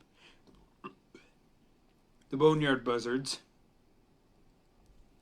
And he spots me first time right outside, or when I'm at the Rust Devils camps, which their camp is a neutral zone. You can't get caught there. because everybody comes there to exchange bounties and whatnot. So neutral ground. So I tell him, yeah, you can't catch me here, but you're right. I'm Hatter. Like, you've recognized me. Good job. But we're on neutral ground, so I'm going to fuck off that way. And I leave. And I bail, and I walk through a bunch of camps that I know, and I just quickly make my exit. Later on, he goes after my bounty. He takes down several other targets, including my son Rufio, including several of my other campmates. And then he shows up at my camp, and it is, I think, Saturday morning now. And I'm just drinking my morning tea, just getting ready for the day. Fuckers. Right. We are having bloodies. We are doing the Ghoul Crest Bloody Mary Challenge. Yeah, from what under circumstances we're calling these bloody corvids. Right, bloody corvids. For COVID-19. And so Ghoul Crest Challenge is to make yourself a bloody and tell some stories live on Facebook. Fuck yeah. Ghoul Crest Challenge 2020. And so we are. So I'm in my camp and I'm drinking my morning tea. I like hot tea in the morning with my breakfast. I have a cigar and tea and food. That's my morning ritual. Smoking a cigar, drinking a tea, eating food. He comes up and he's like, "Hey, I've got everything. I'm ready to take you down." I'm like, "Well, I'm clearly just getting up for the day. So tell you what, you go to your camp, you get somebody with a camera. Because you want to document this. You want to document taking on your most wanted. I've got the prize. Let me get my outfit on. Let's get a little more ready." So he agrees and he fucks off. And I'm like, okay. I turn to my camp and I'm like, "Hey everybody. So this guy's coming back for my bounty. Everybody grab your weapons, put on your gear. Let's get ready for a fight." Just at the same time, the dead men roll by. Great allies of mine, great man, the dead men. Dead man. They dead men. They roll by in their SUV, their dead men SUV, and I'm like, "Hey Hancock, hey Murphy, hey guys, like we need some backup. We've got some guy coming for my bounty right now. Do you guys want to join in?" And they're like, "Absolutely." So they grab their weapons, they jump off their vehicle. There's like 6 of them. I've got like 10 people in my camp. So we've got like 15, 16 strong. I've got my son Rufio who had brought this coffin that was full of weapons. And he's handing weapons to everybody who needs one out of a coffin. I mean, what more of a Wasteland amazing scene is Pretty that? Pretty fucking badass. Right? And we all have our guns and we are ready to meet this guy when he comes back, because I'm thinking that he's coming back with him and a cameraman and maybe 1 or 2 more people. I'm thinking we've got him. No. This guy shows up, 25 people. His entire tribe, plus several allies they had made throughout the event to come back and collect my bounty. So we've got 16 to 20 plus. And they come back in. They all also have weapons ready for the fight. So it ends up in this big, huge standoff where at gunpoint, we're all holding each other. And I make him show me the various items that he collected to prove that he had my bounty. And he has 4 items. He has a lucky card, he has a bottle cap, he has a poker chip, and he has a hobo coin. So I'm like, "Yep, you got everything you need." And then, like, him and I do, like, I think we just did high card. Where, you deal out the cards, and you each draw 1, and then you hold it up. And you have to be like, "Oh, I see your card, I think mine is higher." And like, high card, And, anyway, his card did actually happen to be higher than mine. And so he got my bounty. And for me, same thing with like the Lola story. I had tried to keep a straight face because I like to be seen as like a villain, outlaw guy. But I am so excited that I had 25 people to show up to take me down that I am grinning from ear to ear, just happy as can be about this. Now, mind you, this was also the year you were just like trash talking fucking Rust Devils. Right. I was like, this is what I wanted. This is how big I am. You need 25 people to take me down. Yes. Achievement unlocked, goal achieved. I have made it. I've done everything I wanted to accomplish. So, he got my bounty, and I gave him a hat. Now, the thing was that he didn't know was that when he went and got his people, I put that hat on, and I was wearing it. So I take that hat off, and I give it to him. And he's like, oh, I get your hat? Oh, my God, no. I can't take your hat. Like, you're the hatter. Like, I can't take the hatter's hat. Do you need a hat? Can I give you a hat in exchange? Oh, and I'm like, damn. And I'm like, I'm the hatter. I have 4 other hats right now. And I reach behind my back where I had placed this hat, my main hat. And I pull it out and I put it on and I'm like, I'm good. No. And at this point, he's just stunned. And he's like, and he just can't believe that not only do I have a hat, but I bring spares. Because, I mean, I'm a hatter. You gotta collect them. Of course. You can't not collect them. That's part of being a hatter.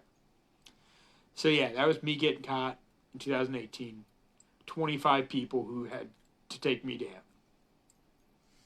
And on that note, I am going to bed because I have to go to work. And you guys can all enjoy your evening with Commodore Pistol Whip taking over as our main host. Yeah, pretty much. I ain't going to bed. I have no work at the moment, unfortunately. Yeah, give a shout out for your DJ stuff. Maybe they'll watch for that. Yeah, hopefully. We'll see. All right. Commodore Pistol Whip DJing again this Sunday. In your house. DJ Carney Robber. Either YouTube or Twitch. You ever take. We'll let you all know. Tomorrow.